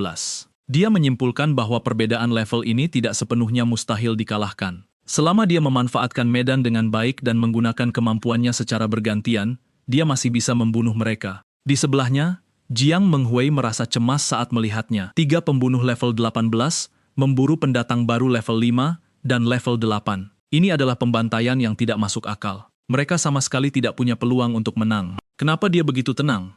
Kelompok itu terus maju, masuk semakin dalam ke ngarai kabut putih. Kabut menelan langkah kaki mereka saat berjalan diam-diam mengikuti jalan sempit di antara pegunungan. Kabut semakin tebal, dan bayangan yang mengancam muncul di antara bebatuan. Raungan makhluk dari kejauhan terdengar semakin dekat. Makhluk itu menampakkan diri, rubah berekor api kabut level 15 yang maju sambil diselimuti kobaran api. Binatang buas itu menerkam sang pemimpin yang berhasil menghindari serangannya. Pria bersenjata kapak melompat ke arah makhluk itu, memberi sang pemimpin celah untuk mendaratkan serangan pisau sementara si pria gemuk mendaratkan pukulan lain. Chen Zai merenung. Mereka tidak lagi bisa melenyapkan rubah berekor api kabut level 15 dalam satu serangan. Sekarang mereka perlu menggabungkan kemampuan mereka dan melancarkan 2 atau 3 serangan berturut-turut untuk menjatuhkannya. Kehabisan kesabaran, pemimpin berkerudung itu menoleh pada Chen Zai dan menuntut. Apakah kita sudah sampai? Di mana koordinat tepatnya? Berhentilah mengulur waktu. Narasi mengungkap rencana Chen Zai. Percabangan jalan itu sangat dangkal, hanya 20 meter, dan berakhir di jalan buntu yang dikelilingi dinding batu di 3 sisinya, benar-benar tanpa ada ruang untuk bermanuver. Dia menunjuk ke depan. Ada di sini, masuklah. Di dalam kepalanya, dia menyimpulkan dengan puas. Ini adalah tempat yang sempurna untuk penyergapan, seperti menembak ikan di dalam tong. Pemimpin itu memastikan dengan penuh semangat. Tempatnya di dalam sana. Dia berpikir dalam hati, kita akan membunuh mereka, mengambil jarahannya, dan bahkan membuka pintu masuk dungeon di satu tempat yang sama. Hari ini benar-benar hari keberuntungan kita. Kelompok itu bergegas maju melewati ngarai sempit itu, langkah kaki mereka bergema di dinding batu. Chen Zai merenung dengan senyum tipis. Dia sudah berusaha mencari cara untuk memancing mereka ke dalam, tetapi mereka malah masuk sendiri. Sekarang setelah mereka berada tepat di tempat yang dia inginkan, segalanya tidak bisa lebih mudah lagi. Tanpa ragu, dia mengangkat tongkatnya dan ledakan energi gelap meletus di sekelilingnya. Tengkorak yang bersinar mulai muncul dari tanah, membangkitkan seluruh pasukan ksatria kerangka. Ketiga pembunuh itu berbalik dengan bingung saat mereka menyadari pergerakan di belakang mereka. Sang pemimpin bertanya pada Chen Zai, apa yang sedang dilakukannya. Merasa penasaran, Jiang Menghui diam-diam bertanya-tanya kenapa dia tiba-tiba memanggil kerangka seperti itu. Ketiga pembunuh itu meledak dalam tawa mengejek, bertanya apakah dia berencana memberikan beberapa pukulan sebelum mati, dan mencibir bahwa dia mempertaruhkan segalanya pada 2 tumpukan tulang yang rapuh. Bandit itu berkomentar bahwa dia mengira bocah sepertinya tidak akan menyerah dan mati begitu saja, tetapi dia mengaku tidak pernah menyangka dia akan menyedihkan ini. Dengan senyum percaya diri, Chen Zai berkata bahwa dia tidak berniat untuk saling serang. Dia hanya berniat untuk mengirim mereka bertiga langsung ke neraka di tempat itu juga. Mengangkat tongkatnya, dia menambahkan, tidak perlu saling serang. Aku akan mengirim kalian semua ke neraka sekarang juga. Pria bersenjata kapak tertawa mengejek. Bocah, apakah semua pendidikanmu sia-sia? Apakah kau mengerti perbedaan level di antara kita? Dia melanjutkan, ini adalah takdir. Itu bukanlah sesuatu yang bisa diatasi dengan keberanian. Pemimpin berkerudung itu menambahkan dengan sinis, kau sendirian mencoba membunuh kami bertiga. Itu hanyalah mimpi seorang idiot. Menyaksikan adegan itu, Jiang Menghui bertanya-tanya dengan tegang apakah dia putus asa. Seorang penyihir bayangan level 8 melawan 3 pembunuh level 18 yang nyaris tidak punya peluang untuk menang. Chen Zai menoleh padanya dan berkata dengan dingin, mundurlah. Dia bereaksi terkejut karena tidak mengerti. Dia mengangkat tongkatnya lagi dan mengaktifkan sihirnya, memanggil bayangan lagi. Mata pembunuh itu terbelalak kaget. Dia memanggil kerangka lagi. Pasukan kerangka yang luar biasa besar mulai terbentuk, memenuhi setiap sudut ngarai sempit itu. Sang pemimpin merasakan hawa dingin menjalari tulang belakangnya, bergumam pada dirinya sendiri bahwa ada sesuatu yang sangat salah. Di hadapan semua orang, gerombolan itu menunjukkan kekuatan penuhnya, menutupi area itu sepenuhnya. 2 pembunuh tergagap tak percaya. Ini juga merupakan sihir pemanggilan mayat hidup dasar. Bagaimana bisa ada sebanyak ini? Sang pemimpin panik berteriak, sialan. Bocah ini tidak punya waktu tunggu untuk sihir pemanggilan mayat hidupnya. Bunuh dia. Cepat bunuh dia mumpung dia masih level 8. Jika kita tidak membunuhnya sekarang, kita tamat. Saat kekacauan meletus, Jiang Menghui akhirnya mengerti segalanya. Jadi begitu cara kerjanya. Pasukan mayat hidup tanpa waktu jeda. Pantas saja dia berhasil menyelesaikan gua tikus tanah beku sendirian. Memasuki dungeon tingkat 5 dengan formasi seperti ini, ibarat traktor yang tak pernah berhenti bergerak. Tidak ada monster yang sanggup bertahan. Dengan putus asa, ketiga pembunuh itu menyerbu Chen Zai dengan segenap tenaga, mengangkat pedang, mencoba mencari celah untuk menyerangnya sebelum terlambat. Tapi Chen Zai sudah siap dan berteriak lantang, ledakan mayat. Saat pasukan tengkorak menyerbu ke arah mereka, ledakan menelan ketiga pembunuh itu, bar HP mereka merosot drastis di balik asap merah. Chen Zai memerintah dengan tegas, maju. Ksatria tengkorak berzirah yang jauh lebih besar memimpin serangan, sementara sisa pasukan maju di belakangnya, dengan Chen Zai dan Jiang Menghui menonton dari kejauhan. Seluruh ngarai diguncang oleh ledakan lain. Dalam keputusasaan, para pembunuh berteriak, jika begini terus, kita akan dicabik-cabik hidup-hidup. Darah kita berkurang terlalu cepat. Di tengah debu, pembunuh berambut putih melompat maju dengan kedua pedang di tangan, mengaktifkan kemampuannya, serangan bayangan. Jiang Menghui berteriak panik, serangan bayangan. Chen Zai, awas. Sang pembunuh menerjang turun dengan seluruh kekuatannya, mendaratkan serangan telak padanya, dan tersenyum penuh percaya diri. Kena kau. Tapi betapa terkejutnya dia, bar HP Chen Zai tetap utuh sepenuhnya. Pembunuh itu terbata-bata, bercucuran keringat dingin. Ja apa-apa jika aku tidak bisa membunuhnya dalam satu pukulan, tapi kenapa HP-nya tidak berkurang sama sekali? Bagaimana mungkin? Dia mencoba lagi memutar pedangnya, 3 serangan beruntun. Dia mendaratkan pukulan demi pukulan ke arah Chen Zai yang tetap bergeming tanpa menunjukkan tanda-tanda menerima luka. Di belakangnya, para ksatria tengkoraknya diam-diam mendekat. Chen Zai tersenyum setengah mengasihani dan bergumam, aku benar-benar minta maaf. Dia dengan tenang menjelaskan, keahlianmu tidak berguna melawanku. Dia mengklarifikasi bahwa dia bisa merasakan rasa sakit dari serangan itu, tapi tak satu pun serangannya yang benar-benar memberikan luka. Narasi menjelaskan 2 keahlian, 4 kali kerusakan, semuanya ditransfer ke ksatria tengkorak melalui sifat Soul Pack Guardian. Chen Zai mencengkeram bahu si pembunuh dan bertanya dengan tenang, mau kemana kau? Pria itu panik dan mencoba kabur. Dia gila. Orang ini benar-benar gila. Ksatria tengkorak melayang tinggi di udara siap untuk menerjang turun. Ledakan dahsyat melahap semua yang ada di sekitarnya. Tubuh pembunuh berambut putih itu terpental ke udara, pedangnya terlempar jauh. Dia jatuh tanpa nyawa, lehernya ditandai luka fatal dan mendarat kaku di bebatuan ngarai. Chen Zai menatap pembunuh terakhir yang tersisa, yang sedang berlutut di hadapannya, lalu bertanya dengan dingin, hanya kau yang tersisa, bagaimana caramu ingin keluar dari sini? Dia melanjutkan, bertarung sampai mati atau berlutut. Pembunuh itu terbata-bata. Dengan panik, pria itu memohon, jangan bunuh aku punya uang, aku akan memberimu uang. Merasa putus asa, dia melanjutkan, aku masih punya peralatan. Akan kuberikan semuanya padamu juga. Aku mohon padamu, jangan bunuh aku. Chen Zai tersenyum dingin dan membalas, jika aku membunuhmu, semua itu juga akan menjadi milikku. Bukankah kalian yang lebih dulu mengajariku aturan itu? Dia lalu bertanya, kalau kau di posisiku, apakah memohon ampun akan membuatmu melepaskanku? Sambil berlutut, pria itu menjawab, tentu saja aku akan melepaskanmu. Chen Zai menatapnya dengan tajam dan menyatakan, aku benci pembohong. Detik berikutnya, ledakan merah sepenuhnya menelan sang pembunuh. Tubuhnya lenyap di tengah reruntuhan. Bar mananya perlahan pulih, sementara Chen Zai tetap berdiri di tengah kehancuran. Jiang Menghui mendekat dan Chen Zai berkata bahwa ini adalah ngarai kabut putih. Rubah berekor api kabut bisa melompat keluar kapan saja, jadi mereka tidak boleh lengah. Dia berkata dengan tenang, aku akan menyisakan beberapa tengkorak tambahan sebagai pengawal. Gadis itu tiba-tiba mengubah topik. Kenapa kau melamun? Mulai hitung jarahannya. Kita sudah sepakat bagi 30 dan 70, jadi cepatlah. Dia bereaksi kebingungan. Dia berlutut di samping salah satu tubuh dan membuka tas jarahan. Sistem menunjukkan perolehan 85.000 koin emas, 20 perlengkapan ungu eksklusif assassin, dan 5 perlengkapan biru. Mata Chen Zai terbelalak. Wah, memperhatikan semuanya, Jiang Menghui berpikir dengan kesal. Dibandingkan dengan miliknya, kelas tersembunyiku terasa biasa saja. Chen Zai selesai menghitung dan mengumumkannya dengan gembira. Aku sudah selesai menghitungnya. Totalnya menjadi 150.000 koin emas. Dengan pembagian 30-70, bagianmu adalah 45.000. Tapi Jiang Menghui menolak. Aku tidak butuh koin emasnya. Kau bisa menyimpan semuanya. Karena terkejut, Chen Zai memegang emas itu dan bertanya, kau yakin tidak menginginkannya? Bagaimana dengan perlengkapan assassin ini? Kau juga tidak menginginkannya. Dia menegaskan, aku tidak menginginkan satu pun dari itu. Kau telah menyelamatkan nyawaku. Anggap saja itu hadiah tanda terima kasih. Semuanya milikmu. Chen Zai berkata dengan bersemangat, kalau begitu sudah diputuskan. Sekarang mari kita jalankan dungeon alam hancur.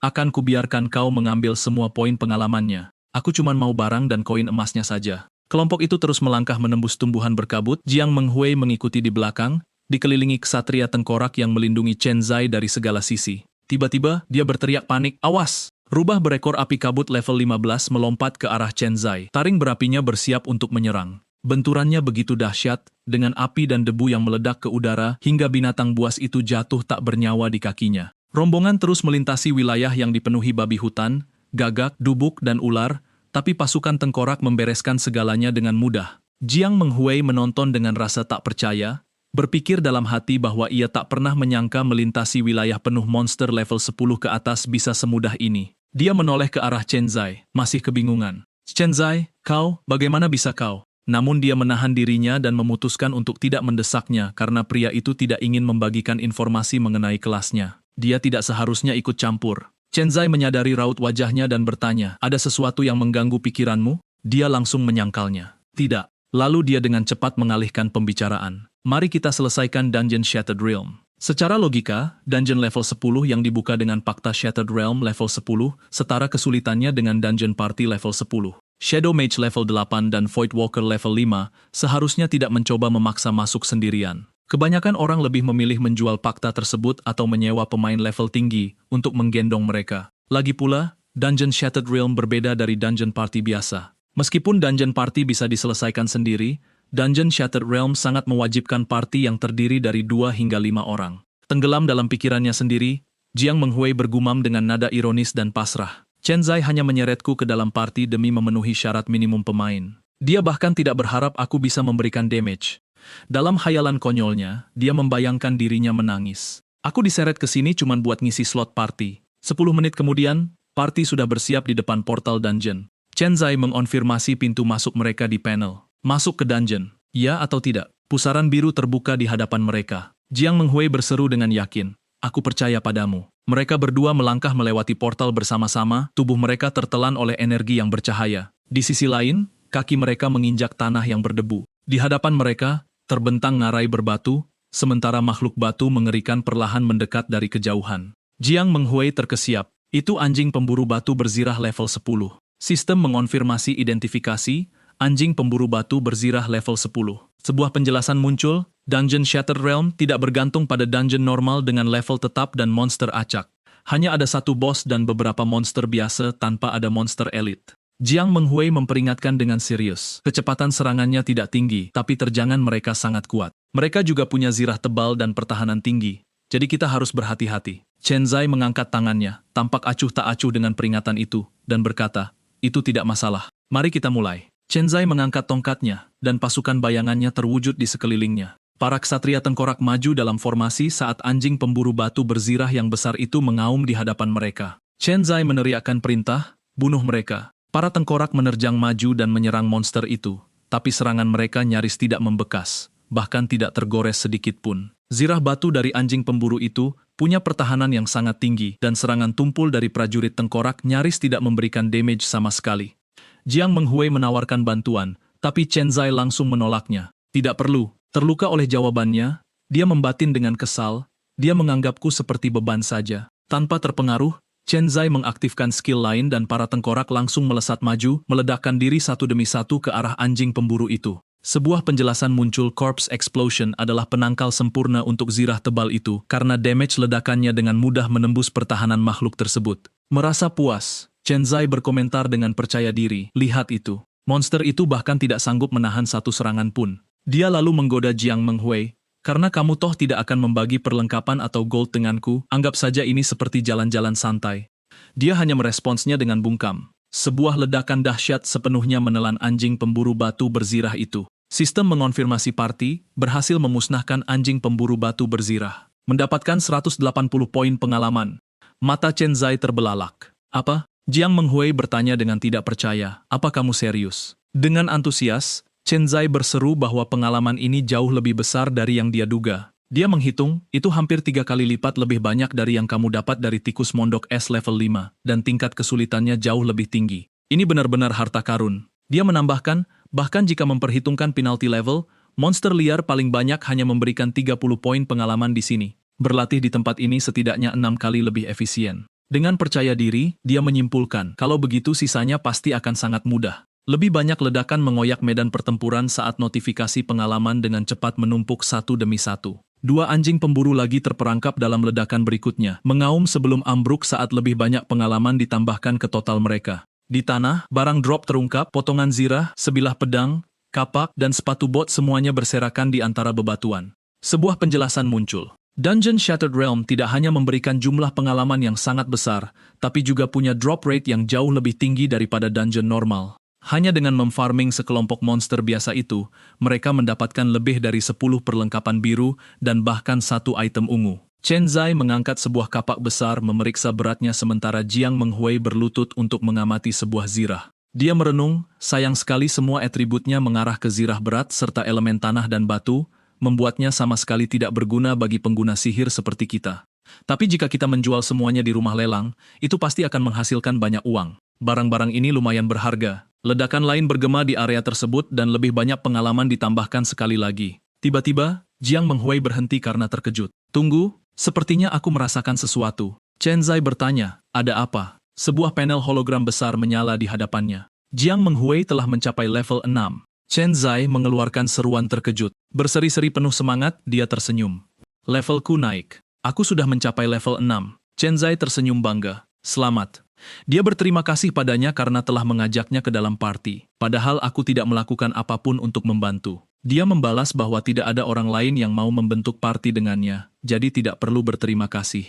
Jiang Menghui balas tersenyum bahagia. Saat mereka terus maju, dia melihat sesuatu di ufuk dan menunjuk ke arahnya. Lihat, ada di sebelah sana. Di hadapan mereka, makhluk raksasa bangkit di antara bebatuan. Raja Anjing Pemburu, Bos Dungeon, level 15, seekor singa batu emas raksasa yang perkasa dan menjulang tinggi di atas seluruh bentang alam di hadapan mereka. Chen Zai dan Jiang Menghui maju berdampingan memimpin pasukan tengkorak mereka menuju konfrontasi terakhir. Para ksatria tengkorak menerjang ke depan dengan mata yang menyala dan sebuah ledakan dahsyat menelan medan pertempuran saat serangan dilepaskan. Raja Anjing Pemburu itu mengaum kesakitan. Sistem mengungkapkan kemampuannya, kondensasi zirah batu untuk pertahanan dan lolongan batu penghancur untuk serangan. Meskipun diserang, bar nyawanya hampir sepenuhnya utuh.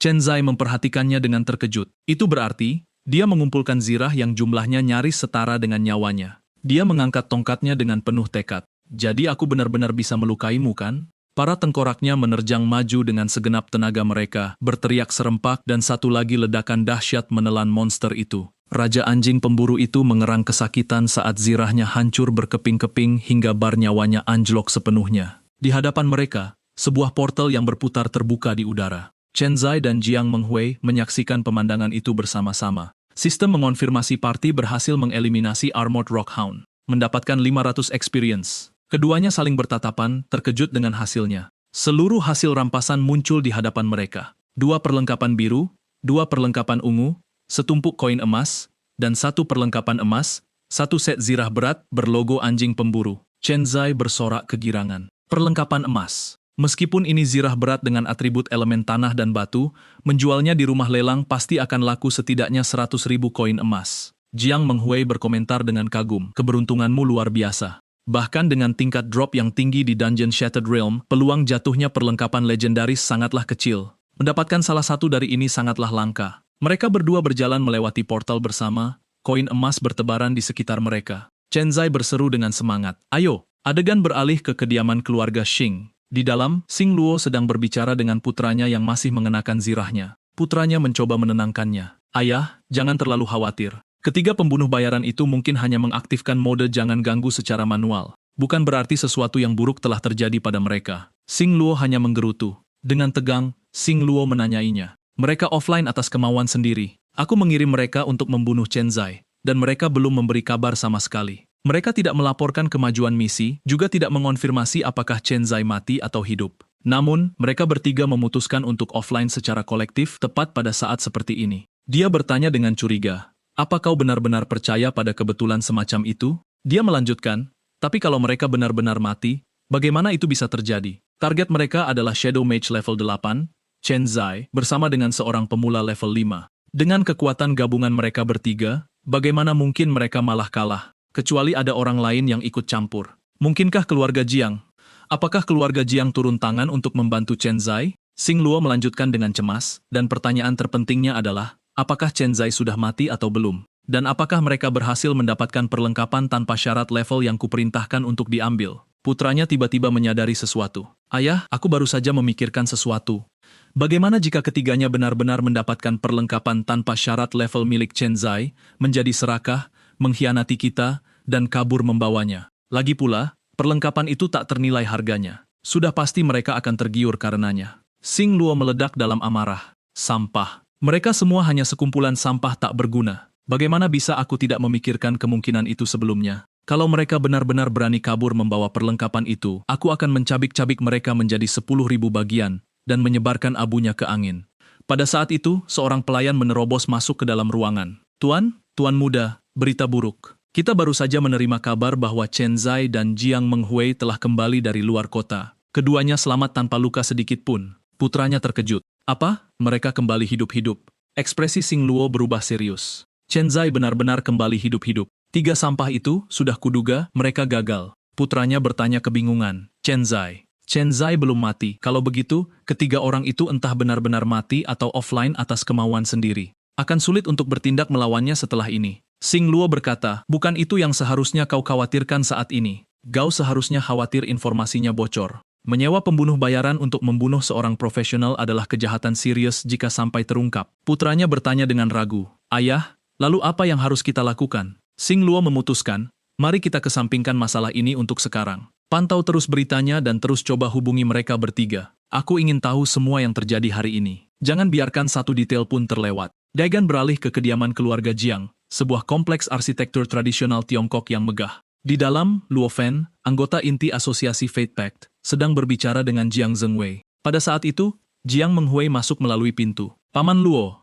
kau di sini. Jiang Zhengwei berbalik dengan kesal. Dasar anak ini, dari mana saja kau? Dengan percaya diri, Jiang Menghui berjalan ke arah mereka dengan perlengkapan tempurnya. Bukankah aku sudah memberitahumu? Aku punya janji dengan teman untuk menyelesaikan dungeon. Oh, ngomong-ngomong ayah, aku sudah level 6. Mata Jiang Zhengwei terbelalak kaget. Level 6. Luo Fen berkata dengan penuh semangat, ini baru hari keduamu, dan kau sudah level 7. Benar-benar, murid telah melampaui gurunya. Dia berterima kasih pada pamannya dan menjawab, ayahku bilang kalau aku memberikan segalanya, aku akan menjadi anak yang jauh lebih berharga daripada kakak perempuanku. Tidak ingin menyela pembicaraan, meskipun sudah melakukannya, Jiang Zhengwei berkata bahwa dia memiliki urusan mendesak untuk dibicarakan dengan Paman Luo. Dia kemudian duduk di meja dengan bukunya sementara Luo Fen tetap di latar belakang. Sendirian dengan pikirannya, dia bertanya-tanya dengan ragu, haruskah aku memberitahu ayah dan Paman Luo tentang Chen Zai? Luo melanjutkan percakapan. Ada 2 masalah krusial saat ini. Yang pertama adalah strategi untuk raid dungeon level 60 Pegunungan Naga Hitam. Yang kedua adalah perang nasional mendatang yang akan dimulai dalam 1 bulan. Jiang Zhengwei yang sedang minum teh merenung. Karena ini adalah raid dungeon level tertinggi saat ini, setiap negara sangat ingin menyelesaikan Pegunungan Naga Hitam. Tetapi tingkat kesulitannya terlalu tinggi, dan korban jiwa sangat banyak. Kita tidak bisa terburu-buru. Berkeringat gugup, Luo menjawab, ini bukan tentang terburu-buru. Kita sama sekali tidak bisa menunda lebih lama lagi.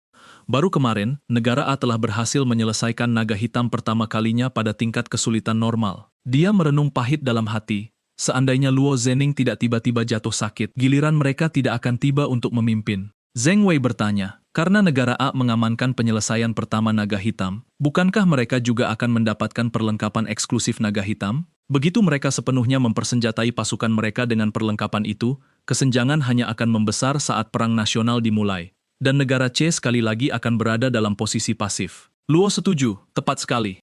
Itulah yang paling membuatku khawatir. Negara C belum pernah masuk 3 besar dalam perang nasional selama 3 tahun berturut-turut. Jika peringkat kita turun lagi, sumber daya kita akan semakin dipotong, menciptakan lingkaran setan tanpa akhir, dan negara A bukan satu-satunya yang mengawasi kita. Keheningan yang mencekam memenuhi ruangan itu. Zheng Wei memecah keheningan tersebut. Jadi, kau datang kepadaku karena butuh bantuanku. Jika negara membutuhkanku, aku akan segera berangkat ke ibu kota dan bergabung dengan tim untuk menaklukkan Pegunungan Naga Hitam. Luo menjelaskan bahwa negara A hanya berhasil menaklukkan naga hitam dengan memaksakan taktik gelombang manusia, tetapi kita tidak bisa membuang nyawa begitu saja. Luo Fan menjawab dengan rendah hati, Jiang Tua, kali ini aku hanya datang untuk memberikan kabar terbaru dan memberimu peringatan. Hanya itu saja. Sementara itu, duduk di belakang, Jiang Menghui merenung dalam diam.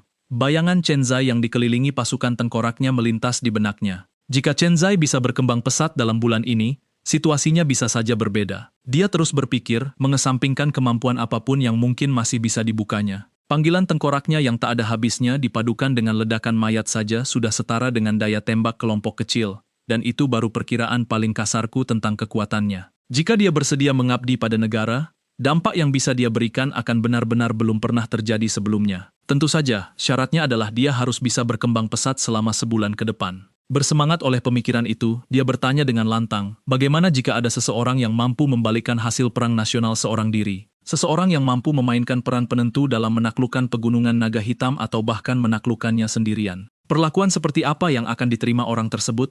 Luo Fan menjawab dengan terkejut.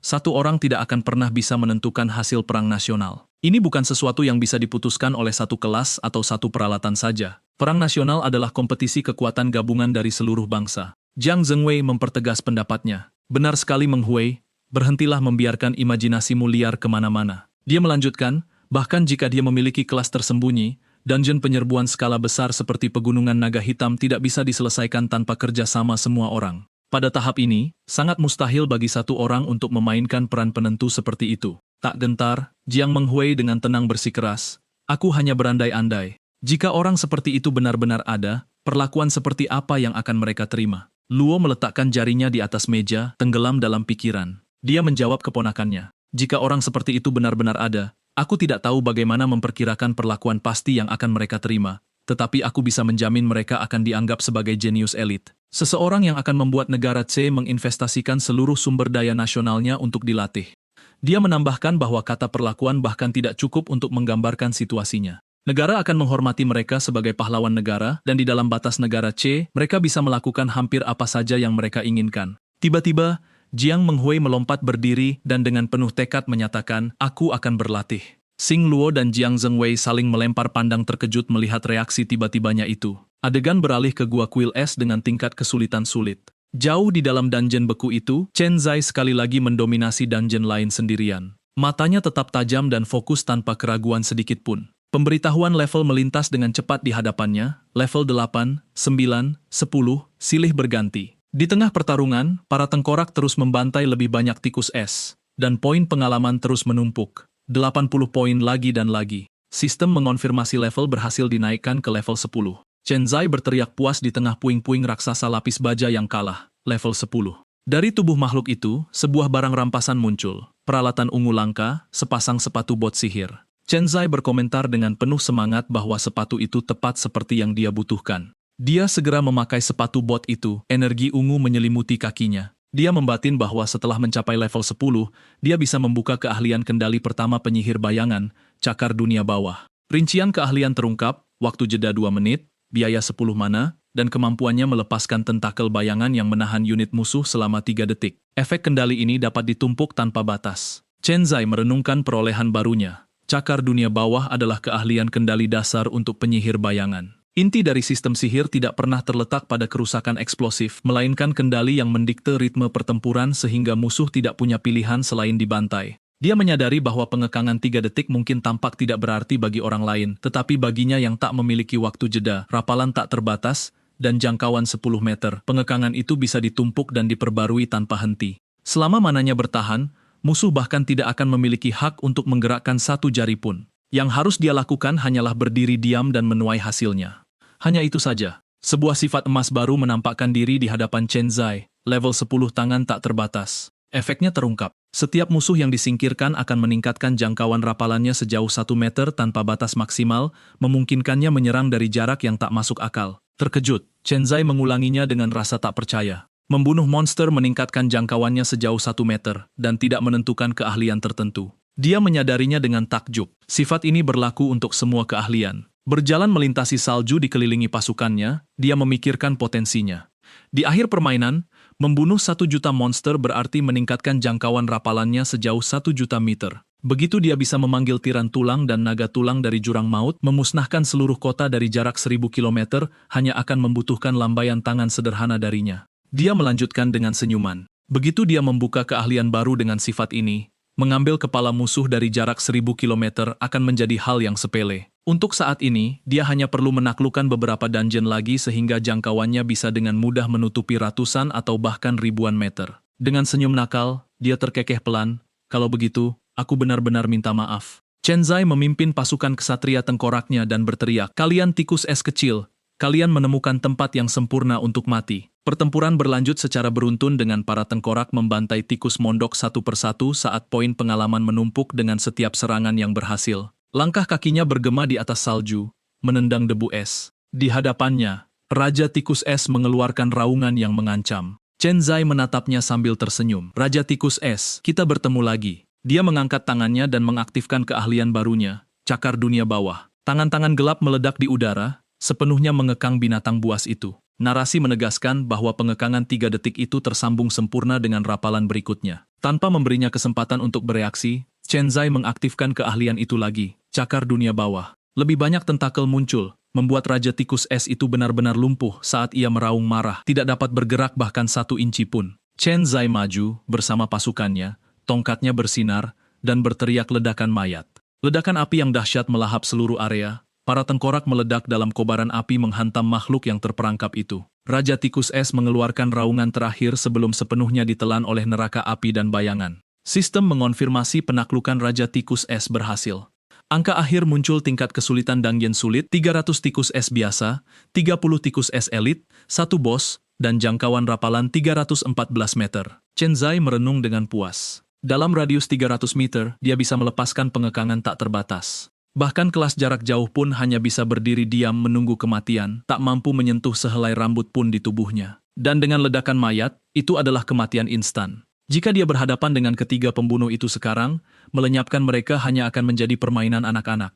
Dikelilingi oleh para tengkoraknya, dia mengumumkan, "Aku lapar. Mari kita sudahi hari ini." Berdiri di depan rumah lelang, Chen Zai berpikir sambil tersenyum. Peralatan yang telah dia jarah selama 2 hari terakhir seharusnya bisa terjual dengan harga yang bagus. Di dalam gedung itu, dia menghitung ada 220.000 koin emas. Menggunakan uang itu untuk membeli barang dan peralatan hanya akan memberikan dorongan sementara, padahal tingkat pertumbuhannya sudah jauh melampaui peningkatan apapun yang bisa diberikan oleh peralatan.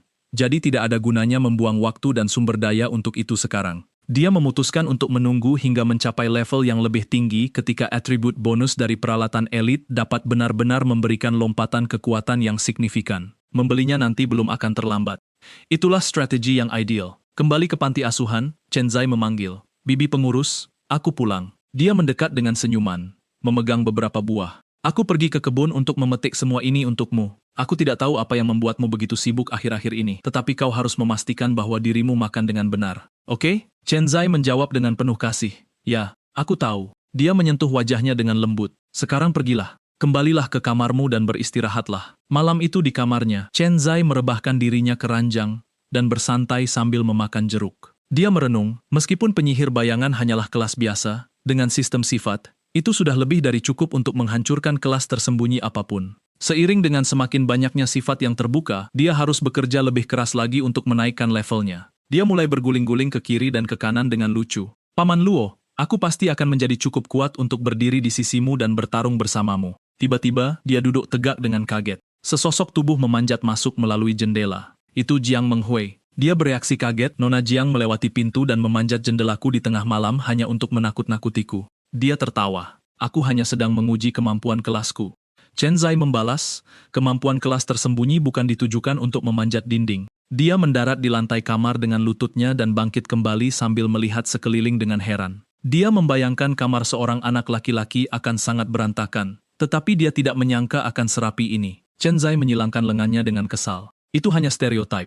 Lupakan saja. Kamu tidak datang jauh-jauh ke sini hanya untuk memeriksa kamarku, kan?" Jiang Menghui tersenyum. "Tentu saja tidak. Aku hanya datang untuk menanyakan sesuatu padamu. Apakah kamu ingin mengabdi pada negara?" Matanya membelalak kaget, keringat dingin mengucur di wajahnya. "Mengabdi pada negara?" Jiang Menghui bersikeras, "Tepat sekali. Bergabunglah dengan asosiasi Fakta Takdir dan mengabdi secara resmi pada negara." Chen Zai mempertimbangkan bahwa ini bukanlah keputusan yang bisa dia buat sendiri. Dia melanjutkan dengan penuh semangat. Apakah kamu ingin ayahku menggunakan koneksinya untukmu? Kecepatan pertumbuhanmu bisa menjadi jauh lebih cepat dari yang sekarang. Selain itu, kamu akan memiliki akses ke sumber daya kultivasi yang hanya bisa diimpikan oleh banyak orang, jauh lebih efisien daripada menjelajahi dungeon dan mengumpulkan sumber daya sendirian. Chen Zai merenung dalam diam, undangan Jiang Menghui pernah menjadi mimpi yang tak terjangkau baginya. Namun sekarang bahkan tanpanya, dia bisa bergabung dengan serikat itu sendiri. Namun, dia menyadari bahwa kepercayaan dirinya saat ini berasal dari sistem sifat, bukan dari perkembangan alami kelasnya. Pedang yang terlalu sering dipamerkan akan mudah patah, dan sampai fondasinya kuat, dia tidak boleh mengungkapkan kemampuan luar biasa ini kepada siapapun. Dia berterima kasih atas undangannya, tetapi menjelaskan bahwa dia menyadari batas kemampuannya dan sekarang bukanlah waktu yang tepat untuk bergabung dengan asosiasi. Jiang Menghui bersikeras, dengan kemampuannya, asosiasi pasti akan mencarikan tempat tinggal baru untuknya, dan dia tidak perlu lagi terjebak di tempat ini. Chen Zai menjawab dengan serius. Tidak ada yang salah dengan panti asuhan ini. Di sanalah aku dibesarkan. Menyadari kesalahannya, Jiang Menghui panik, bergumam pada dirinya sendiri, bahwa dia telah mengatakan hal bodoh dan tidak bermaksud seperti itu. Mengubah taktik, dia berargumen, upaya pembunuhan gagal dari keluarga Singh hanya akan berujung pada upaya kedua yang direncanakan jauh lebih matang. Sekuat apapun dia nanti, musuh bersembunyi di balik bayang-bayang, membuatnya mustahil untuk membela diri secara efektif. Chen Zai bergumam penuh pertimbangan, mengakui bahwa kekhawatirannya memang beralasan. Dia tidak benar-benar tak terkalahkan karena transfer kerusakan dari penjaga fakta jiwa hanya bekerja saat panggilan sedang aktif. Jika dia tertangkap sendirian dan tanpa perlindungan, pembunuh bayaran tingkat tinggi dapat mencabut nyawanya dalam diam. Merasa bahwa dia akhirnya menemukan celah, Jiang Menghui melanjutkan. Lagi pula, perang nasional hanya tinggal sebulan lagi, dan negara C sedang berjuang mempertahankan posisinya di kancah global, terutama karena Luo Zhenning, pahlawan dari Asosiasi Fakta Takdir, tiba-tiba jatuh sakit parah. Mata Chen Zai terbelalak kaget. Apa? Dia bertanya dengan tegang apa yang terjadi pada Paman Luo. Dia tampak bingung. Paman Luo. Chen Zai menjelaskan, bukankah dia pahlawan nasional? Aku hanya merasa tak asing dengan nama itu. Omong-omong, dia bertanya penyakit apa yang dideritanya dan apakah itu parah. Jiang Menghui mengakui bahwa dia tidak tahu pasti. Dia hanya mendengar Paman Luo menyebutkan bahwa dia menderita penyakit parah, memberi negara lain kesempatan untuk menyerang lebih dulu. Dengan penuh tekad, Chen Zai menyatakan bahwa aku menemui ayahmu dan Paman Luo. Jika mereka menunjukkan ketulusan yang cukup, maka secara alami, aku tidak akan menolak untuk mengabdi pada negara. Namun jauh di lubuk hatinya, dia merasa curiga. Dengan penaklukan naga hitam dan perang nasional yang semakin dekat, Paman Luo yang jatuh sakit tepat di saat seperti ini rasanya terlalu kebetulan. Dengan gembira, Jiang Menghui bersorak. Bagus, ayo, kemasi barang-barangmu, dan mari kita pergi ke rumahku. Chen Zai terkejut. Kei, kita pergi sekarang? Dia tertawa. Kapan lagi kita akan pergi? Lihatlah jam berapa sekarang. Kamu masih ingin tidur nyenyak? Ayolah. Sesampainya di sana, aku akan meminta dapur menyiapkan makanan lezat untuk memulihkan energimu. Adegan beralih ke kediaman keluarga Jiang yang megah di bawah langit malam, dijaga oleh dua penjaga bersenjatakan kapak. Di dalam, Jiang Zhengwei minum bersama Luo Fan, kepalanya berdenyut-denyut. Sialan. Lupakan saja. Aku tidak akan memikirkan hal itu lagi. Lebih baik minum saja. Sebuah suara bergema ayah. Jiang Zhengwei berbalik. Menghui, ini sudah larut. Kenapa kamu belum istirahat? Saat menyadari siapa yang berdiri di belakangnya, matanya membelalak kaget melihat Chen Zai. Dia berpikir dengan curiga, pantas saja Menghui memasang raut wajah seperti itu tadi, seolah dia tahu sesuatu yang lebih. Mungkinkah mereka berdua berpacaran? Apakah gadis ini benar-benar membawa pulang pacarnya pada jam segini? Jiang Menghui mengumumkan, ayah, aku membawa Chen Zai. Dengan gugup, dia menyapanya. Halo Paman Jiang. Secara dramatis, Jiang Zhengwei meneteskan air mata. Jadi kamu pergi menjelajahi dungeon bersama Chen Zai, dasar anak nakal yang menyimpan rahasia dariku. Anak perempuan yang sudah besar memang tidak bisa lagi dikurung di rumah. Dengan bingung, Jiang Menghui bertanya-tanya apakah ayahnya terlalu banyak minum. Berkeringat dingin, Chen Zai heran mengapa Tuan Jiang terlihat seperti seorang petani yang melihat kubis kesayangannya dihancurkan oleh babi, dan rupanya, dialah babi dalam cerita ini. Jiang Zhengwei mengundangnya dengan sopan. Saudara Chen, silakan duduk. Luo Fan berpikir dengan penuh curiga. Dia hanya seorang penyihir bayangan. Kenapa Menghui membawanya pulang pada jam segini? Mungkinkah dia benar-benar pacarnya? Jiang Zhengwei menoleh ke arah temannya. Luo tua, kau ingat siswa dari Akademi Kota Tiani yang kuceritakan 2 tahun lalu? Siswa dengan kekuatan spiritual 150 itu. Luo Fan langsung membenarkan. Tentu saja aku ingat. Kekuatan spiritual sebesar 150 sangatlah langka bahkan di tingkat nasional. Jika dia membangkitkan kelas yang cocok, dia pasti akan menjadi. Tiba-tiba dia bergumam, tunggu, mungkinkah pemuda ini adalah dia? Jiang Zhengwei membenarkan, ya, itu dia. Jiang Menghui mengumumkan, ayah, Paman Luo, aku membawa Chen Zai ke sini hari ini, khusus agar kalian bisa bertemu dengannya. Luo Fan menyahut dengan nada menggoda, oh begitu, jadi kau sedang mengenalkan pacarmu pada pamanmu ini. Dengan tersipu malu, dia berseru, Paman Luo, omong kosong apa yang paman katakan. Jiang Zhengwei hanya memperhatikan dalam diam. Dia menoleh ke arah Chen Zai. Chen Zai, cepat beritahu mereka. Dia menyatakan dengan tegas, Senior Jiang, Senior Luo, aku ingin bergabung dengan Asosiasi Fakta Takdir. Luo Fan mempertimbangkan hal ini. Rekan Chen, evaluasi penuh serikat untuk memilih anggota baru-baru diadakan sebulan lagi. Aku khawatir aku tidak bisa menjamin tempatmu dalam evaluasi itu. Meskipun mencapai level 8 secepat ini sudah sangat mengesankan. Jiang Menghui menyela. Ayah, Chen Zai sudah mencapai level 10. Mata Jiang Zhengwei terbelalak, level 10. Chen Zai membenarkan, ya. Aku mencapai level 10 baru 2 jam yang lalu.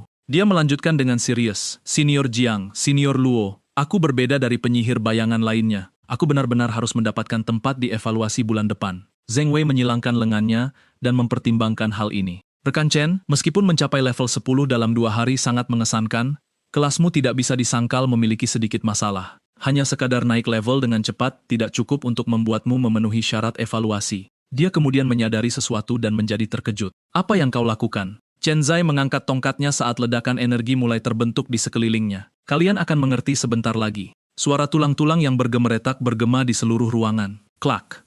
Ksatria-ksatria tengkorak mulai bermunculan dan berbaris ke dalam aula. Luo Fan berkomentar masih tidak terkesan. But me, itu tak lebih dari sekadar keahlian pemanggilan dasar milik penyihir bayangan. Jiang Zhengwei menambahkan bahwa itu masih belum cukup. Chen Zai tersenyum dan mengangkat tongkatnya lebih tinggi lagi. Itu baru hidangan pembukanya. Jiang Menghui bercanda, jangan terlalu tidak sabar ayah. Pasukan tengkorak yang sangat besar sepenuhnya memenuhi aula. Jiang Zhengwei berteriak keheranan. Ah, apa ini? Luo Fan terbata-bata, benar-benar tidak bisa berkata-kata. Chen Zai tetap berdiri di tengah, dikelilingi oleh pasukannya dengan ekspresi tenang dan penuh tekad.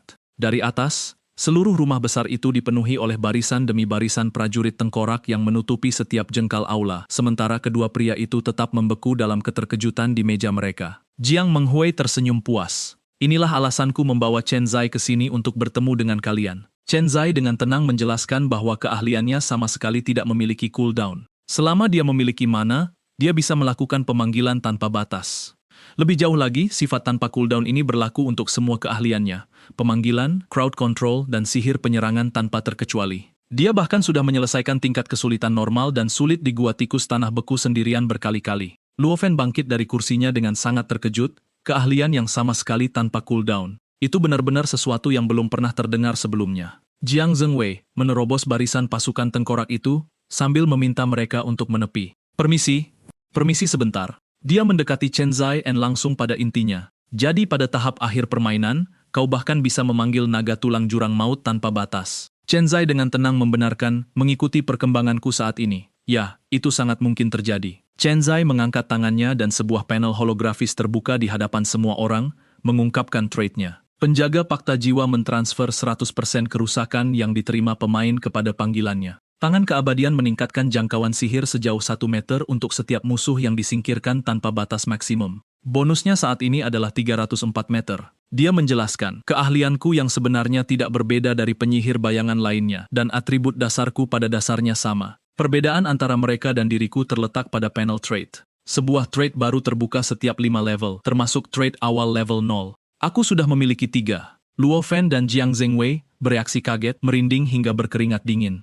Ini benar-benar mengatakan bahwa tak satu pun dari keahlianmu memiliki cooldown. Jiang Zhengwei mendesak dengan rasa tak percaya. 100% dari kerusakan yang kau terima ditransfer ke panggilanmu dan kau bisa memanggil tanpa batas. Bukankah itu pada dasarnya membuatmu abadi? Dia menunjuk ke arah panel dengan lebih takjub. Dan jangkauan sihir ini, 304 meter dan bisa meningkat tanpa batas. Menekan jari ke pelipisnya, Jiang Zhengwei bergumam kewalahan. Tunggu, sebentar. Beri aku waktu sebentar untuk memproses semua ini. Tolong beri waktu sebentar. Tunggu sebentar.